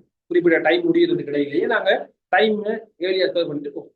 அடுத்து 20 கேள்வி வரும். இந்த 20 கேள்வி வந்து ஆடியோ கேள்வி லிசனிங் சொல்லப்போற ஆடியோ கேள்வி. இதுவும் எங்களுக்கு அதே மாதிரி 25 நிமிஷம். இப்ப நடக்கிற எக்ஸாம்ல நாங்க தான் டிசைட் பண்றது. வாசிக்கிற கேள்வியை முடிஞ்ச அளவுக்கு ஏர்லியா செஞ்சிட்டோம்னு சொன்னா பின்னால வரக்கூடிய டைம் எல்லாம் வந்து ஆடியோ கேள்விக்கு நாங்க யூஸ் பண்ணி கொள்ளலாமா. அதுவும் 20 கேள்வி வரும். ஒரு டைம்ல ஆடியோவில் ஒரு விஷயம் சொல்லுவாங்க, அது இங்க பக்கத்துல இருக்கிறதுல எதுன்னு சொல்லி கண்டுபிடிக்கணும், அப்படி சார்ந்த கேள்விகள் வரும். இன்னொன்று படக்கேள்வி வரும். படத்துல ஒரு வார்த்தை சொல்லுவாங்க, உதாரணத்துக்கு மரத்துல வேறுன்னு சொன்னாண்டா மரத்துல வேறு எத்தனாவது படம் அறிஞர்கள் நாங்க செலக்ட் பண்ண வேண்டி வரும். சரியா? ரைட். குறிப்பிட்ட நபர் வந்து இப்ப இதை செஞ்சுட்டு இருக்காருன்னு சொல்லப்போனா நாங்க அந்த படம் எதுன்னு சொல்லி நாங்க கண்டுபிடிக்க வேண்டி வரும். எல்லாம் கொரியன்லாம் பேசுவாங்க. சரியா? அடுத்தது பாத்தீங்கன்னு சொன்னா இதுல வந்து ஹாபர் கொடுத்திருக்காங்க. ஹாபர் போட்டோ கொடுத்திருக்காங்க. ஹாபரை பத்தி இங்க வந்து எழுதப்பட்டிருக்காது பாருங்க, எல்லாம் ஓடியோல தான் சொல்லுவாங்க. இது ஹாபர்னு சொல்லி எந்த இடத்துல சொல்றாங்களோ அந்த ஓடியோவை நாங்க செலக்ட் பண்ணுங்க. எத்தனாவது ஓடியோ சொல்றாங்கன்னு பாக்குறேன். ஒவ்வொரு தரத்துலயும் ஓடியோ வந்து 2 தரத்துல சொல்லுவாங்க. அதை லிசன் பண்ணி இது ஹாபர்னு சொல்லி வர்ணிக்கக்கூடிய ஓடியோ வந்து எத்தனாவது ஓடியோவா வாசிக்கப்படுதுன்னு லிசன் சொல்றாங்கன்னு பார்த்துட்டு அதை விடையே செலக்ட் பண்ணணுமா. இப்படி டைப் பண்ண கேள்விகள் தான் எங்களுக்கு எக்ஸாமுக்கு வரக்கூடும். இப்படி மொத்தம் எங்களுக்கு 40 கேள்வி வரும். நாங்க 50 நிமிஷத்துக்குள்ள செய்யணும். 50 நிமிஷத்துல செய்யணும். சரியா? 37, 38, 39, 40. இந்த கேள்வி செஞ்சதுக்கு பின்னால ஹிஸ்டரி டெஸ்ட் நம்ம சொன்ன பிளைண்ட் டெஸ்ட் தானே, கலர் பிளைண்ட் டெஸ்ட் தானே, அது வரும். சரியா? கலர் பிளைண்ட் டெஸ்ட் வரும். ஓகே, இது பின்னால இந்த எக்ஸாம் செஞ்சீங்கன்னா கலர் செக் பண்ற டெஸ்ட் வரும். அதுல 12 போட்டோ வரும். அது 2 நிமிஷம் டைம் தருவாங்க. அது 2 நிமிஷத்துக்கு நீங்க செஞ்சிட்டீங்கன்னு சொன்னா உங்களுக்கு ஃபைனலா அந்த இடத்துலயே நீங்க எக்ஸாம்ல எத்தனை மார்க்ஸ் எடுத்தீங்கன்னு சொல்லுவாங்க. மொத்தமா நீங்க அந்த எக்ஸாம்ல எத்தனை மார்க்ஸ் எடுத்ததுன்னு சொல்லுவாங்களா. இதைத்தான் நீங்க பாத்தீங்கன்னு சொன்னா நான் இன்றைக்கு ஒரு வேலை உங்களோட குரூப்ல ஷேர் பண்ண படிக்கிறேன். ஒருத்தர் புதன்கிழமை எக்ஸாம் எழுதின மார்க்ஸ் வந்து போட்டிருப்போம். இது வந்து ஃபைனலைஸ் பண்ணப்பட்ட மார்க்ஸ் இல்லை. நீங்க எக்ஸாம் செஞ்சு முடிஞ்ச உடனே உங்களுக்கு மார்க்ஸை காட்டும். நீங்க அதாவது டிரைவிங் லைசன்ஸ் பெரும்பாலும் எடுப்பீங்க. அதுல பாத்தீங்கன்னா அந்த டெஸ்ட்டுக்கு தானே எக்ஸாம் முதல் எல்போர்ட் எடுக்க முன்னுக்கு ஒரு எக்ஸாம் வைப்பீங்க. அப்ப எக்ஸாம் செஞ்சு முடிஞ்சு குறிப்பிட்ட சொல்லுவாங்க நீங்க பாஸ் ஆ ஃபெயிலா எத்தனை சரி எடுத்துன்னு சொல்லுவாங்க அந்த எக்ஸாம்ல. அது போலதான் எத்தனை மார்க்ஸ் எடுத்துன்னு சொல்லுவாங்க. அதுலயும் எங்களுக்கு தெரியும் ஒரு குறிப்பிட்ட துறை சார்ந்த ஆள் ஒரு உதாரணத்துக்கு மேனுஃபேக்சரிங்ல போறாங்கன்னு சொன்னா பெரும்பாலும் அவர் 80க்கு மேல மார்க்ஸ் எடுத்தா தான் பாஸ் மார்க்ஸா எடுக்கலாம். ஏன்னா கட் ஆஃப் நாங்க அதை எதிர்ப்பு கூறுவோம், கெஸ் பண்ணலாம். இந்த வருஷம் இத்தனை மார்க்ஸ் தான் பாருன்னு எதிர்ப்பு கூறுவோம். அதனால நான் ஒரு 90 எடுத்தா வந்து போடுறோம். அதுக்கு குறை எடுத்த யாரையும் வந்து போட மாட்டேன். பேசுறேன் 80க்கு 80 மார்க்ஸ் எடுத்த வரைக்கும் நாங்க இது வரைக்கும் போஸ்ட் பண்ணியிருக்கோம். அதுக்கு கீழே எடுக்கிறாங்கள வந்து போட மாட்டேன் சொன்னா சம்டைம் அது வந்து ஃபெயில் மார்க்ஸா இருக்கலாம். சரியா? ஓகே, சரி. நான் காட்டினதுதான் நாங்க எக்ஸாம் சிஸ்டம். அப்ப எங்களுக்கு எக்ஸாம்ல கொரியாவுல எழுதுறது இல்ல, கொரியனை தமிழால டிரான்ஸ்லேட் பண்ணி அதுக்கான விடைகளை வந்து கண்டுபிடிக்க போறோமா. சரி, இப்ப எங்கட சிலபஸுக்குள்ள நாங்க எங்கட கிளாஸ்ல வந்து நாங்க என்ன செய்ய போறோம்னு சொன்னா முதலாவது சிலபஸ் படிக்க போறோம். அதுக்கு முன்னுக்கு எங்களுக்கு கொரியன் லாங்குவேஜ் தெரியாதுன்னு, அதனால கொரியன் மொழி எழுத்துக்கள் கிளாஸ் வந்து முதலாவது நடக்கும். இந்த கிளாஸை வந்து பெரும்பாலும் ஒரு 8 கிளாஸுக்குள்ள முடிக்கிறதுக்கு பார்ப்போம். கொரியன் எழுத்துக்கள் மொத்தம் வந்து நாங்க படிக்கிறது சொன்னா உயிரெழுத்து 21, மெய் எழுத்து 19 இருக்கு. மொத்த 40 எழுத்து தெரிஞ்சிட்டுன்னு சொன்னா மிச்சம் இருக்கிற 399 எழுத்துக்கள் கிட்டத்தட்ட வரும். மொத்த எழுத்துக்கள் வரும். அவ்வளவு தேய்ந்து செய்யக்கூடிய மாதிரி உயிரெழுத்தை பாடமாக்குவோம், மெய்யெழுத்தை பாடமாக்குவோம். 2ஐயும் ஜாயின் பண்ணி வரக்கூடிய உயிர்மெய் எழுத்துக்கள் சொல்றதுக்கு பார்ப்போம். அது குயிக்கா வந்து பாடமாக்கலாம். ஒரு 1 ஹவருக்குள்ளேயும் படிக்கலாம். ஒவ்வொருத்தர கெப்பாசிட்டிக்கு ஏற்ற மாதிரி. முதலாவது வகுப்புல வந்து எழுத்துக்களை இலக்கங்களை படிக்க கொடுப்போம். அதுக்கு பின்னால எங்களை புதிய பாடத்திட்டம் இருக்கு. அது 60 யூனிட் வச்ச ஒரு சிலபஸ். சரியா? எங்களோட கிளாஸ் ஃபீஸோட சேர்த்து தான் புக்ஸுக்கு உரிய காசும் நாங்கள் அதில் எடுத்திருக்கோம். எங்களுக்கு புக்ஸ் வந்து நீங்க வேறையா வாங்க தேவையில்லை, நாங்களே உங்களுக்கு அதை சென்ட் பண்ணுவோம். இதுல சில குறிப்பிட்ட இடங்கள் முக்கியமான இடங்களை தமிழால டிரான்ஸ்லேட் பண்ணியிருக்கோம். மொத்த புக்கையும் தமிழ் டிரான்ஸ்லேட் பண்ணல, குறிப்பிட்ட முக்கியமான விஷயங்களை மட்டும் தான் தமிழ் டிரான்ஸ்லேட் பண்ணியிருக்கோம். மற்றதை கிளாஸ்ல சொல்லி தருவோம். நீங்க அதை நோட்ஸ் வந்து ஃபாலோ பண்ணணுமா. சரி, அடுத்தது எக்ஸாம் இதுக்குள்ள 35 எக்ஸாம் பேப்பர் வந்து செஞ்சு தரும். இந்த சிலபஸ் முடிகிறதுக்கு இடையில 35 பேப்பர் வந்து செய்யும். ரைட். பிறகு இதை தாண்டி செய்யக்கூடியதுக்கெல்லாம் வந்து பேமெண்ட் வாங்கிட்டு தான் பேப்பர் கிளாஸ்கள் நடக்கும். ஆன்லைன்ல படிக்கிற பிள்ளைகளுக்காக வேண்டி நாங்கள் சொன்னா கிளாஸ் ரெக்கார்டிங் வந்து கொடுப்போம். எப்படின்னு சொன்னா நீங்க இன்றைக்கு கிளாஸ் அட்டன் பண்ணிருக்கீங்கன்னு சொன்னா இந்த கிளாஸ்ல ரெக்கார்டிங் வந்து நாளைக்கும் வந்து கொடுப்போம். அந்த ரெக்கார்டிங்கை வந்து 7 நாளைக்குள்ள நீங்க பார்க்கணும். அதுக்கு பின்னால அந்த ரெக்கார்டிங் வந்து இல்லாம போயிடும். நிறைய கிளாஸ் செய்யறதால எங்களுக்கு சில இஷ்யூக்கள் இருக்கிறதால நாங்க அந்த ஒரு ஸ்ட்ரிக் வச்சிருக்கோம். பெரும்பாலும் ஏதோ ஒரு காரணத்தால கிளாஸ் அட்டன் பண்ண இல்லாத சந்தர்ப்பத்துல மட்டும் கிளாஸை கட் பண்ணுங்க. மற்ற சந்தர்ப்பத்துல ஆன்லைன்ல வரதுக்கு பாருங்க. சரி, கிளாஸ் ஃபீஸுக்கு வந்தோம் சொன்னா 35,000 வந்து டோட்டல் ஃபீஸ். இது வந்து 6 மந்த்துக்குரிய ஃபீஸ். இப்போ உங்களுக்கு நான் இதுல ஒரு மொத்தமா இறங்கல நார்மலா ட்ரை பண்ணி பார்க்க, என்னால இதை வந்து 7 இருக்கான்னு செக் பண்ணி பார்க்க ஓரளவுக்கு என்னால 7 மார்க்கும் சொன்னா இந்த கிளாஸை கண்டினியூ பண்ணுவேன்னு சொல்லக்கூடிய ஆட்கள் இருப்பாங்க. அதனாலதான் இந்த பேமெண்ட்டை வந்து நாங்க உடைச்சிருக்கோம், ஒரு 3ஆ உடைச்சிருக்கோம். முதலாவது பேமெண்ட் வந்து 15,000. அது 2 மாசத்துக்கான கிளாஸ் ஃபீஸ். அது 2 மாசம் கிளாஸ் அட்டன் பண்ணுங்க. உங்களுக்கு ஓகேன்னு சொன்னா நீங்க அதை வந்து கண்டினியூ பண்ணுங்க. பெரும்பாலும் நீங்க முயற்சி செஞ்சீங்கன்னு சொன்னா உங்களுக்கு விருப்பம் இருந்தா நீங்க அதை கண்டினியூ பண்ணி போகலாமா. 3 மாசத்துக்கு சாரி 2 மாசத்துக்கு ஒருக்கா எங்க பேமெண்ட் உடைச்சிருக்கோம். ஒவ்வொரு 2 மாசத்துக்கு ஒருக்கா நீங்க வந்து 15,000, 10,000, 10,000 பே பண்ணுங்க. இல்ல நான் வந்து லாங்குவேஜ்ல முதலாவது எழுத வாசிக்கிறது மட்டும் நான் ட்ரை பண்ணி பார்க்க போறேன், எனக்கு முதல் அந்த கிளாஸ் ஓகேன்னு சொன்னா நான் மற்ற பேமெண்ட் பண்றேன்னு சொல்றாங்க. ஃபர்ஸ்ட்டுக்கு 6,000 கட்டி ஒரு 8 கிளாஸை வந்து அட்டன் பண்ணி பார்க்கலாமா. நான் இதை டீட்டெயில்ஸை வந்து திரும்பி ஒருக்கா உங்க குரூப்ல வந்து ஷேர் பண்றேன். நீங்க யோசிச்சு பார்த்து உங்களுக்கு டைம் இருக்காங்கிற விஷயத்தையும் ஒருக்கா பார்த்து செய்யுங்க. பெரும்பாலும் ஆன்லைன் கிளாஸ்ல வரக்கூடிய ஆட்கள் வந்து ஃபேஸ் பண்ற ஒரு விஷயம் சொன்னா அவங்க செய்யற வேலைக்கும் கிளாஸுக்கு இடையில டைம் கொடுக்கறது கஷ்டமா இருக்கு. இது வந்து ஒரு போட்டி பரீட்சை. இது சாதாரணமா நார்மலா வந்து படிக்க போட்டு எக்ஸாம் பாஸ் பண்ணிக்கலாம். நார்மலா வந்து சும்மா 2-3 கிளாஸ் அட்டன் பண்ணி போட்டு போய் எக்ஸாம் பாஸ் பண்ணிக்கலாம். இது போட்டி பரீட்சை. கிட்டத்தட்ட 50,000 பேர்கிட்ட போட்டி போடுவாங்க.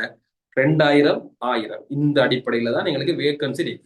அப்போ நாங்க 50,000க்குள்ள ஒரு 1000க்குள்ளேயோ 2,000க்குள்ளேயோ வரேன்னு சொன்னா மொத்த ஆக்களோட போட்டி போட்டு தான் வரணும். நல்ல சான்ஸ் இது. பாஸ் பண்ணிட்டோம்னு சொன்னா வாய்ப்பு கிடைக்கும். அது வந்து பெரும்பாலான ஆட்கள் நிறைய வருடங்களா ட்ரை பண்ணிட்டே இருக்காங்க. இப்ப எங்கட ஊரை பொறுத்தவரையில கூடுதலா ஓ லெவல் முடிஞ்சதோடய ட்ரை பண்ணுவாங்க, ஸ்டார்ட் பண்றாங்க. படிக்கிற இன்ட்ரெஸ்ட் வந்து இருக்கு ஆக்களுக்கு. ஒரு தரத்துல ஃபெயில் ஆனா 2வது வருஷம் சின்ன சின்ன ஆக்களா வந்துட்டு இருக்காங்க. சரியா? அப்ப அதனால போட்டி பரீட்சை நீங்க செய்யற தொழிலை பாருங்க. உங்களுக்கு உண்மைக்கு டைம் கொடுத்து படிக்கணுமான்னு பாருங்க. இது முழுக்க முழுக்க நாங்க படிக்கணும், எல்லாத்தையும் படிக்கணும். அதாவது இப்ப நாங்க தமிழ்ல எங்களுக்கு தமிழ் மீடியத்துல ஒரு எக்ஸாம் நடக்குதுன்னு சொன்னா அதை பத்தின அறிவை நாங்க வேற எங்கேயோ சர்ச் பண்ணியோ கண்டுபிடிச்சோ நாங்க எழுதலாம்.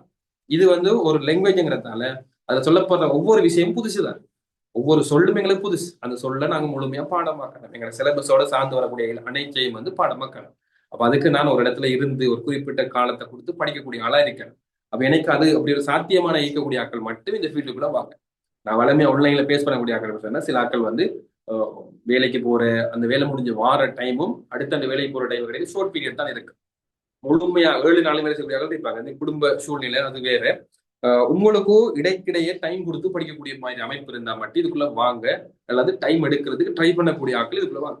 இன்னைக்கு டைம் எடுக்கலாம், ஒரு நாளைக்கு ஒரு ஹவராவது நான் படிக்கிறதுக்கு கொடுக்கலாம் அப்படின்னு சொல்லக்கூடிய ஆட்கள் இதுக்குள்ள வாங்க. சரியா? நல்ல ஃபியூச்சர் வந்து இருக்கு பாஸ் பண்ணது பின்னால. சரி, உங்களோட ஒவ்வொரு வருஷமும் ஒரு தரம் தான் எக்ஸாம் நடத்துவாங்க கொரியர் கவர்மெண்டால. ஒரு சில சந்தர்ப்பத்துல மட்டும் இதுவரைக்கும் 2 வருஷத்துல ஒரு தரத்துல 2 எக்ஸாம் நடத்திருக்காங்க. ஒரு 2 தரம் தான் அது நடந்திருக்கு. அது ஒரு எமர்ஜென்சிக்காக அப்படி செஞ்சவங்க. இனிமேல் செய்வாங்கன்னு சொல்றது சாத்தியமே. வருஷத்துல ஒரு தரம் தான் எக்ஸாம் நடத்துவாங்க. இலங்கையில ஒரே ஒரு எக்ஸாம் சென்டர் தான் இருக்கு, அங்கதான் எல்லா எக்ஸாமும் நடத்துவாங்க.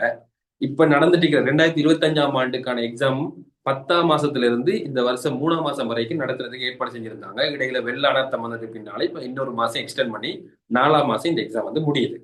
2025ஆம் ஆண்டு ஆட்களுக்கு எக்ஸாம் முடியுது இந்த வருஷம் 4ஆம் மாசம். அப்ப அந்த எக்ஸாம் சென்டர்ல எம்டி ஆகிற இடம் வந்து 4ஆம் மாசத்துக்கு பிறகுதான் வரும். இப்ப உங்களுக்கான எக்ஸாம் எப்படி நடத்துவாங்க சார்? 4ஆம் மாசத்துக்கு பிறகு நடத்துவாங்க. இப்ப நாங்க 5ஆம் மாசத்தை எதிர்பார்க்கலாம். 2026ஆம் ஆண்டுக்கான கொரியன் லாங்குவேஜ் எக்ஸாம் வந்து 5ஆம் மாசம் நடத்தப்படலாம். என்னென்ன ஃபீல்டுக்கு ஆள் எடுப்பாங்கிறத முன்கூட்டி யாருக்கும் சொல்ல தெரியாது. பெரும்பாலும் அந்த ஒரு மாசத்துக்கோ 2 மாசத்துக்கு முன்னுக்கு கெசட் பண்ணுவாங்க. இன்ன செக்டருக்கு இவ்வளவு பேருக்கு எவ்வளவு வேக்கன்சி இருக்கு இளைஞர்களுக்குன்னு சொல்லி ஒரு கெசட் பண்ணுவாங்க. அந்த அடிப்படையில தான் நாங்க என்ன ஃபீல்டுக்கு நாங்க வேலைக்கு போகணும்னு தீர்மானிக்கலாம். இப்ப படிக்க முன்னுக்கே நாங்க இன்ன ஃபீல்டுக்கு தான் நான் வேலைக்கு போகணும்னு சொல்லி யாரும் டிசைட் பண்ண இயலாது. என்னதுக்கு கோல் பண்ண போறேன், எதுக்கான வேக்கன்சி கூட இருக்குன்னு சொல்லி எங்களுக்கு தெரியாது தானே. அதனால முதல்ல நீங்க படிக்கிறதுக்கான முதல் ஆயத்தத்தை வந்து முதல் செய்யுங்க. முதல் ஸ்டார்ட் பண்ணுங்க, படிக்க ஸ்டார்ட் பண்ணுங்க. இதுக்கு பிறகுதான் என்ன ஃபீல்டுக்கு போறதுன்றது தீர்மானிக்கும். சரியா? ரைட். எக்ஸாம் 5ஆம் மாசம் நடத்தினாலும் எங்களுக்கு கிட்டத்தட்ட இன்னொரு 3 மாசம் டைம் இருக்கு. சிலபஸ் வந்து ஒரு 6 மாசத்துக்கான சிலபஸ் இது. எக்ஸாம் சிஸ்டத்தை வச்சு பார்த்தோம்னு சொன்னா 5ஆம் மாசம் எக்ஸாம் நடத்துற ஸ்டார்ட் பண்ண வச்சுக்கோமே, மே மாசம் 1ஆம் தேதி எக்ஸாம் ஸ்டார்ட்னு சொல்லி வச்சுக்கோமே, 50,000 பேர் எக்ஸாமுக்கு அட்மிஷன் போட்டா ஒரே நாளைக்கு எக்ஸாம் செய்யக்கூடிய எண்ணிக்கை 400 பேர் மட்டும்தான். ஒரு நாளைக்கு 400 பேர் தான் எக்ஸாம் எழுதலாம்.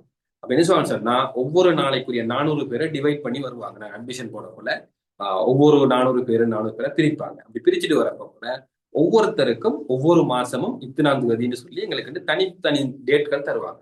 அப்படி டேட் தரப்போக்குள்ள எங்களுக்கு இன்னமும் 5ஆம் மாசத்துக்கு பின்னால இன்னமும் படிக்கிறதுக்கான காலமும் வரத்துக்கு வாய்ப்புகள் கூட. சரியா? 50-50 சான்ஸ் இருக்கு. அதனால முடிஞ்ச அளவுக்கு எங்க சிலபஸை ஏர்லியா கவர் பண்றதுக்கு பார்ப்போம். சரி, முடிஞ்ச அளவுக்கு விஷயங்களை சொல்லியிருக்கேன்னு நினைக்கிறேன். ஏதாவது மறந்த விஷயங்கள் இருந்து உங்களுக்கு ஏதாவது டவுட் இருந்தா நீங்க வந்து கேள்வி கேட்கலாம். கொரியா சம்பந்தப்பட்ட தொழில் விஷயங்கள்ல கேள்வி கேட்கலாம். லேடிஸை பொறுத்தவரையில இதுல லேடிஸ் இருக்கீங்களோ தெரியல, லேடிஸை பொறுத்தவரை நீங்க பார்க்கலாம். குறிப்பிட்ட 2020 போன வருஷம் 2025 24 இருந்து கொரோனா முடிஞ்சப்ப 22 சாரி 23 இருந்து லேடிஸ் வந்து கூடுதலா போறாங்க கொரியாவுக்கு. கூடுதல்னு சொன்னா பாய்ஸோட கம்பேர் பண்ணப்பல குறைய. இலங்கையில இருக்கிற எவ்வளவு பேர் பாய்ஸ் இருந்தா 1-2 பொம்பளை தான் நீங்க காப்பீங்க. லேடிஸ் வந்து மிச்சம் குறைய. பாய்ஸ் தான் கூடுதலா போற. ஒரு சில கம்பெனிகள் தான் லேடிஸை வந்து ஹையர் பண்ணுவாங்க. ஒரு லேடிஸ் வந்து ஒரு ஆள் போறான்னு சொன்னா பெரும்பாலும் அங்க இன்னொரு சிறுலங்க லேடி இருக்கணும், இருந்தா தான் போவாங்க. அந்த ஒரு வாய்ப்பு அப்படி கிடைக்கும். சரியா? இதுல வந்து நம்ம 100க்கு நம்ம ஒரு பார்க்கலாம்டா 2 வீதம் 1 வீதம் இந்த அடிப்படையில தான் பார்க்கலாம் லேடிஸ் வந்து போற வீதம். நீங்க வேறொரு துறைக்கு போறதுக்கு வாய்ப்பு இல்லை, அதனால ட்ரை பண்ணி பார்க்கக்கூடிய பார்க்கலாம். 100 வீதம் ஷுவர் பண்ண இல்லாது அவ்வளவு குயிக்கா போகலாம்ங்கிறத லேடிஸை பொறுத்தவரையில லேடிஸும் போறாங்க. நீங்க பார்க்கலாம் ஒவ்வொரு ஃபிளைட்லயும் இருக்கு. ஒவ்வொரு ஃபிளைட்லயும் குறிப்பிட்ட 3 பேர் 4 பேர் 5 பேர் சொல்லி போறாங்க. வார 4ஆம் தேதியும் ஒரு ஃபிளைட் இருக்கு, 3ஆம் தேதி சுதந்திர தினத்துக்கு முந்தின நாள் அந்த நைட்டுக்கும் ஒரு ஃபிளைட் இருக்கு. அதுலயும் குறிப்பிட்ட லேடிஸ் வந்து இருக்காங்க. சரியா? ரைட். வேற ஏதாவது டவுட் இருக்கா சார்? அஸ்ஸலாமு அலைக்கும் சார். வலைக்கும் சலாம். சொல்லுங்க. சோமா இருக்கீங்களா சார்? நான் அக்ஷன் கல்முனையில இருந்து. சொல்லுங்க. சோமா இருக்கீங்களா சார்? நல்ல அக்ஷன். ரைட். ஓம் சார். உங்களுக்கு தெரிஞ்சிருக்கும் என்ன? ஆமா. இந்த இப்போ என்னன்னு சொன்னா சார், நான் வந்து கரண்ட்லியா வந்து சவுதியில இருக்கேன் சார். அப்போ அதால வந்து ஆன்லைன் கிளாஸுகள டைம் பீரியட்டை கொஞ்சம் எனக்கு சொல்லலாமா? எனக்கு 8 to 5 சவுதி டைம் வந்து 8 to 5 தான் எனக்கு வந்து ஒர்க்கிங் ஹவர்ஸ்.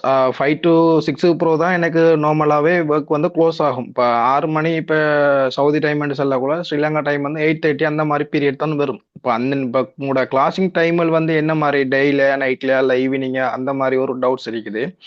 ரெண்டாவது வந்து எக்ஸாம் வந்து இப்போ படிச்சு முடிஞ்சு இப்போ 5, 6, 7ஆம் மாசம் 8ஆம் மாசம் சொல்லக்குள்ள இப்போ அதுக்கு ஒரு 1 மந்த்துக்கு முதல் நான் நாட்டுக்கு வரணுமா, இல்லை எக்ஸாம் வந்து அதுக்கு எவ்வளோ காலத்துக்குள்ள அந்த பீரியட் ஒன்று இருக்குது. அந்த மாதிரி ஷெட்யூல்ஸ் டவுட்ஸ் இருக்குது. வேற வந்து இப்போ எக்ஸாம்ல ஃபார் எக்ஸாம்பிளுக்கு நான் உதாரணமாக ஒரு தரம் ஃபைல் ஆயினா அந்த எக்ஸாமை வந்து எத்தனை டைம் வந்து செய்யலாம், அந்த ஒரு டவுட்ஸ். அடுத்தது வந்து இது உலகவும் இவ்வளோ நீங்க சொன்ன விஷயங்கள் அவ்வளவு நடந்து முடிகிறதுக்கு மேக்சிமம் எவ்வளவு காலங்கள் தேவைப்படும்? அடுத்தது எங்களால வந்து எவ்வளவு பேமெண்ட்ஸும் செலவழிக்க வேண்டி வரும் டோட்டலா? இப்போ உங்களுக்கு தெரிஞ்சிருக்கீங்களா சார்? ஒவ்வொரு பேஜும் அந்த போயிருப்பாங்க தானே.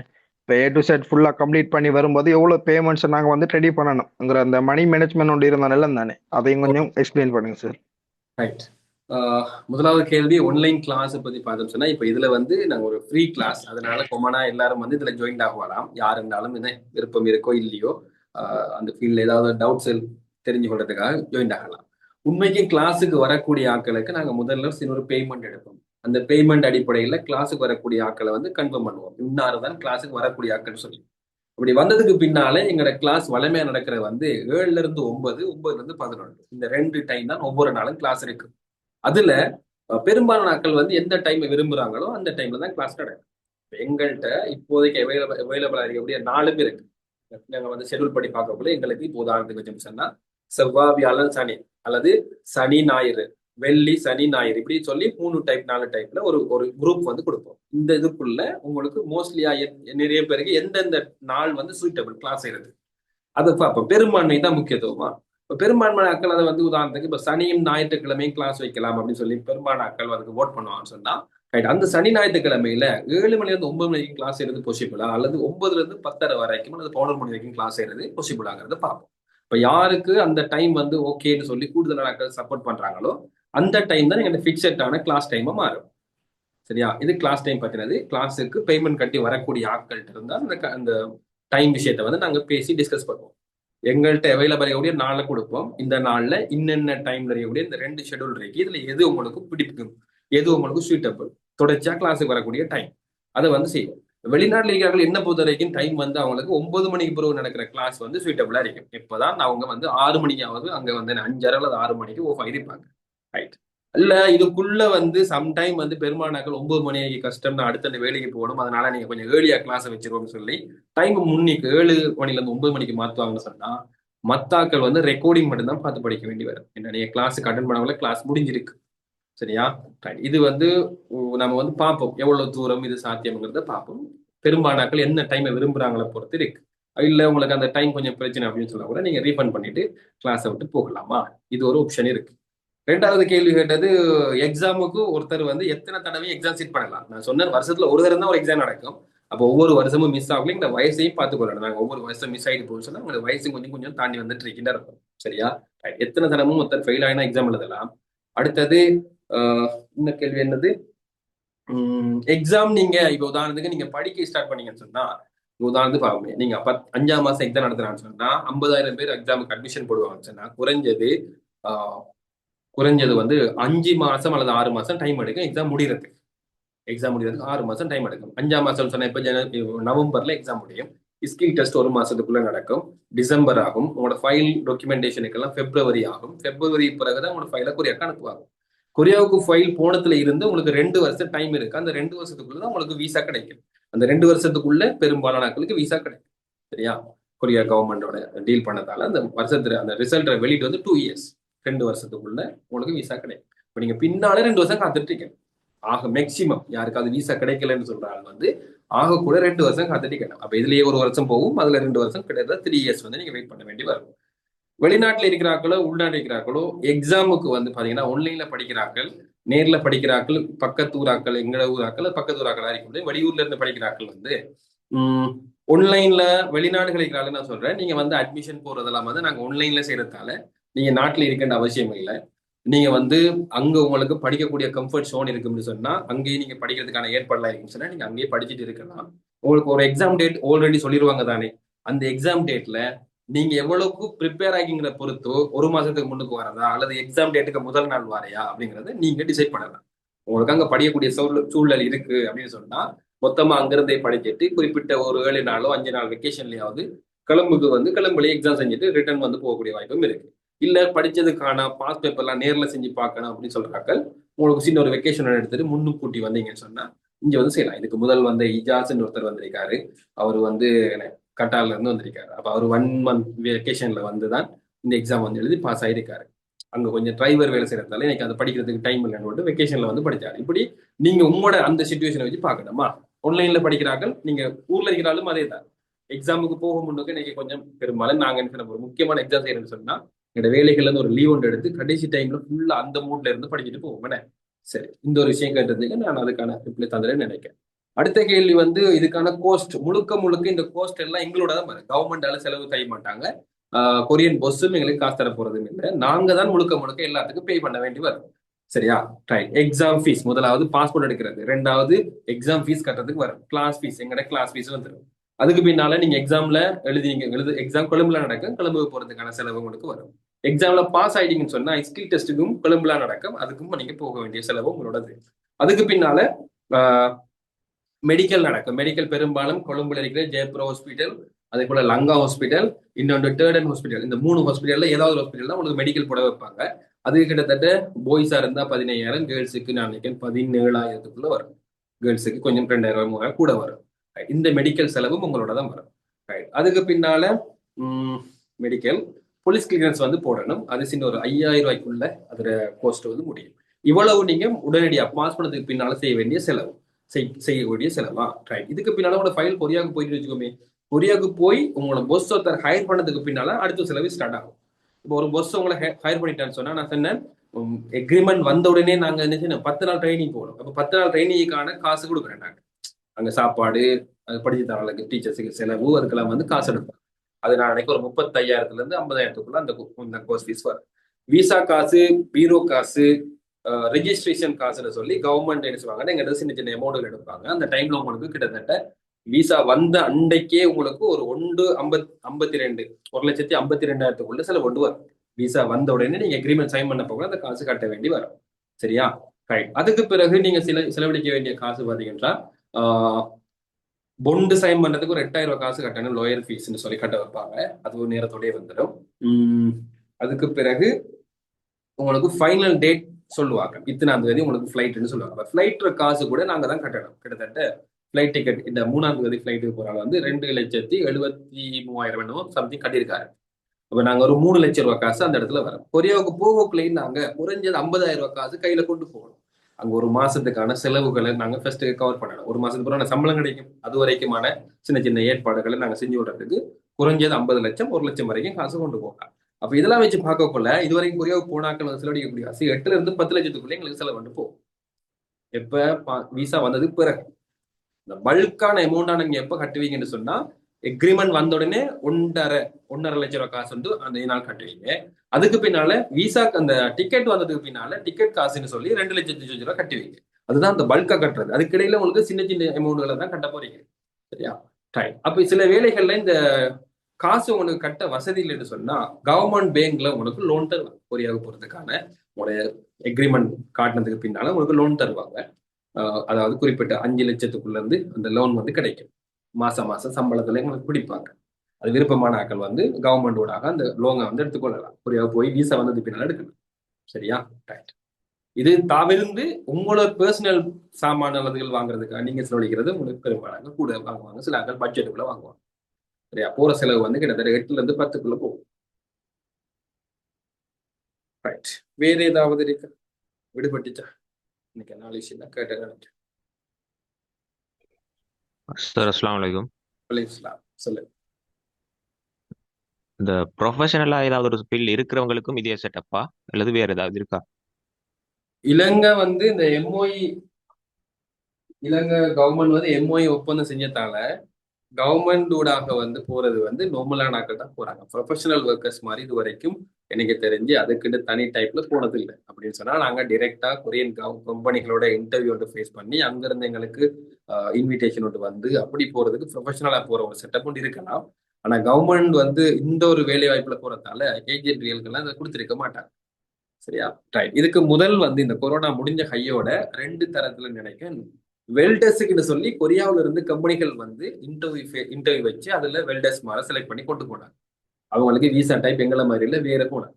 அது வெல்டர்ஸ் இந்த டைப்புகளை போனாங்க. சரியா? அந்த ஒரு ஃபீல்டுக்கு தான் போயிருக்காங்க. மற்றபடி வேற வேற ஃபீல்டுகள்ல இருந்து கவர்மெண்ட் ஊடாக போற இந்த சிஸ்டத்துக்குள்ள வராது. நாங்க பர்சனலா தான் ட்ரை பண்ணணும். இப்ப கவர்மெண்ட் இப்ப கொரியாவுல சில வேகன்சி போற வெப்சைட் இருக்கு தானே, அதுல வந்து இவங்க பேசி அதுல வந்து இன்டர்வியூ அட்டன் பண்ணி அப்படி டிசைனர் அது இன்ஜினியர் அப்படின்னு சொல்லி செட்டப்ல போகலாம். லெக்சர்ஸ் மாதிரி போவாங்க. கவர்மெண்ட் ஊடாக போற இதுக்குள்ள வந்து அந்த ப்ரொஃபஷனல் வராது. ப்ரொஃபஷனல் பார்க்க மாட்டாங்க. இந்த நீங்க வரக்குள்ளே லேபர் டைப்புக்குள்ளான வேலைக்கு இன்டர்வியூ வரீங்க. இப்ப இந்த வேலை தான் எங்களுக்கு கிடைக்க போகுது. ஹலோ சார், சொல்லு. இப்போ ஸ்டார்ட் பண்ணேன்டா இந்த வருஷம் எக்ஸாமை கம்ப்ளீட் பண்ணுமா? ஐ மீன் நாங்க வந்து ட்ரை பண்ணலாம். இந்த எல்லா இடத்துலயும் 2ஆம் மாசம் தான் ஸ்டார்ட் பண்றாங்க. நான் அதான் சொன்னேன், எங்களுக்கு என்ன வாய்ப்புன்னு சொன்னா 5ஆம் மாசமே அட்மிஷன் கொடுத்து 5ஆம் மாசமே எக்ஸாம் வரப்போறதானே எனக்கு இன்னும் கொஞ்சம் தாண்டி வரதுக்கு வாய்ப்புகள் இருக்கு. ஸோ அடுத்த வருஷம் 3ஆம் மாசம் வரைக்கும் எக்ஸாம் நடத்துவாங்கன்னு சொன்னா அடுத்த வருஷம் நவம்பர் வரைக்கும் எக்ஸாம் நடக்குவாங்கன்னு சொன்னா எங்களுக்கு டைம் இருக்கு அதுல ஒவ்வொருத்தருக்கு. இப்போ முடிஞ்ச அளவுக்கு நாங்க அடுத்தடுத்த பேச்சுகளோட சேர்ந்து படிச்சுட்டு போயிடலாம். நாங்க இதையும் விட்டோம்னு சொன்னா இன்னும் ஒரு வருஷம் வெயிட் பண்ணணும். அடுத்த வருஷம் தான் இதே மாதிரி ஒரு கட்டத்துல இதே மாதிரி தான் 5ஆம் மாசம் தான் அடுத்து. இந்த வருஷம் நவம்பர்ல எக்ஸாம் முடியுதுன்னு சொன்னா 2ஆம் மாசம் 3ஆம் மாசம் தான் அட்மிஷன் கொடுப்பாங்க அடுத்த வருஷம். அதுல வெயிட் பண்ணதை பார்க்க நாங்க இப்பவே ட்ரை பண்றது நல்லது. சார் கிளாஸ் எப்போ சார் ஸ்டார்ட் ஆகும்? கிளாஸ் வந்து வார வெள்ளிக்கிழமை நெக்ஸ்ட் ஃப்ரைடே மாதிரி. அந்த டைம் செட்டில் கொஞ்சம் எனக்கு செஞ்சு தந்தேன் இல்லை சார். 9 to 11 சொன்னா எனக்கு ஓகே. அதுதான் கொஞ்சம் எனக்கு சூட்டபிளான டைம் மாதிரி படுகுது. அந்த டைம் மேனேஜ்மெண்ட்ல கொஞ்சம் பண்ணிக்கிட்டோம்னா ஓகே.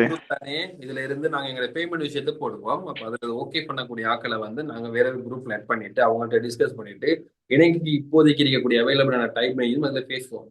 அப்ப அதுல விரும்பக்கூடிய அந்த டைமுக்கு வரும். சில வேலைகள் உங்களுக்கு அது சூட்டபிளா இருக்குன்னு சொன்னா ஜாயின் ஆகுங்க. அப்படி இல்லைன்னு சொல்லக்கூட நம்ம ட்ரை பண்ணுறோம். அடுத்து அந்த புக் விஷயம் வந்து எப்படி சார் நீங்க எனக்கு அனுப்புவீங்க? வெளிநாடுகள் இருக்கிற ஆட்கள் வந்து நாங்க வந்து டிரெக்டா இங்க இருந்து அனுப்பலாம். அது எங்களுக்கு நான் வந்து நிறைய வழிகளை நாங்க யூஸ் பண்ணோம். அதுக்கு பேமெண்ட் வந்து கூட எங்களுக்கு class fees best class fees payment வந்து இப்ப நாங்க பண்றேன்னு சொன்னா இப்ப DHL ஃபெடெக்ஸ்ல அப்படி ஆன்லைன்ல எங்களோட சவுதி அட்ரஸுக்கு போஸ்ட் 2.5 கிலோ 3 கிலோ வரும் புக்ஸ். அப்ப நாங்க இங்க கேட்டதுக்கு கிட்டத்தட்ட 8,000 இருந்து 9,000 வரைக்கும் உங்களுக்கு அந்த கோஸ்ட் வரும் புக்ஸ். அது இஷ்யூ இல்ல சார். அதே அதாவது சொல்லுங்க. இப்ப சொன்னா உங்களுக்கு ஊருக்கு வரக்கூடிய யாராவது இருந்தாங்கன்னு சொன்னா உங்களுக்கு நாங்க கொடுத்துட்டோம் சார் லீஸ். அப்படி யாராவது இருந்தா சொல்லு. நான் ட்ரை பண்றேன், அதையும் பார்க்குறேன் இதையும் பார்க்குறேன். ஓகே, அப்போ பேமெண்ட் வந்து ஃபுல் பேமெண்ட் பண்ணலாமா? இல்ல ஃபுல் பேமெண்ட் இல்ல, நாங்க பெட்ச் வைஸ் எடுக்கிறதால நார்மலா இது படி இன்ஸ்டால்மெண்ட் அடிப்படையிலே போகும். Okay okay sir, thank you sir. வேற ஏதாவது டவுட் இருக்கா? அப்படி இல்லைன்னு சொன்னா நாங்க முடிப்போம் டவுட்ஸ் இல்லை. மற்ற விஷயங்களே எங்களோட குரூப்ல வந்து போடுறேன். குரூப்ல போடுறதுல ரெஸ்பான்ஸ் பண்ணுங்க. விருப்பமானாக்கள் அடுத்த கிளாஸ் வெள்ளிக்கிழமையில இருந்து நாங்க எங்களோட சிலபஸை வந்து படிக்கிறதுக்கு ஸ்டார்ட் பண்ணோம். அதுக்கிடையில எங்களுக்கு ஒரு டைம் கொடுத்தாரு. அந்த டைமுக்குள்ள ஃபர்ஸ்ட் இனிஷியல் பேமெண்ட் வந்து பண்ணிட்டு எங்களோட கிளாஸ் ஷெடியூலை வந்து நாங்க ஃபிக்ஸட் பண்ணிட்டு அந்த கிளாஸ்ல ஜாயின் ஆகும். வார வெள்ளிக்கிழமை இன்ஷால்லா எங்களோட கிளாஸ் வந்து நடக்கும். 2 நாள் வீக்ல வந்து 2 நாள் மாதிரி முதல் ஃபர்ஸ்ட்டுக்கு ஸ்டார்ட் பண்ணுவோம். இல்லையா? ரைட். கம்சாமிதா, தேங்க்யூ இந்த கிளாஸ்க்கு வந்தது. Thank you sir, thank you so much. அஸ்ஸலாமு அலைக்கும்.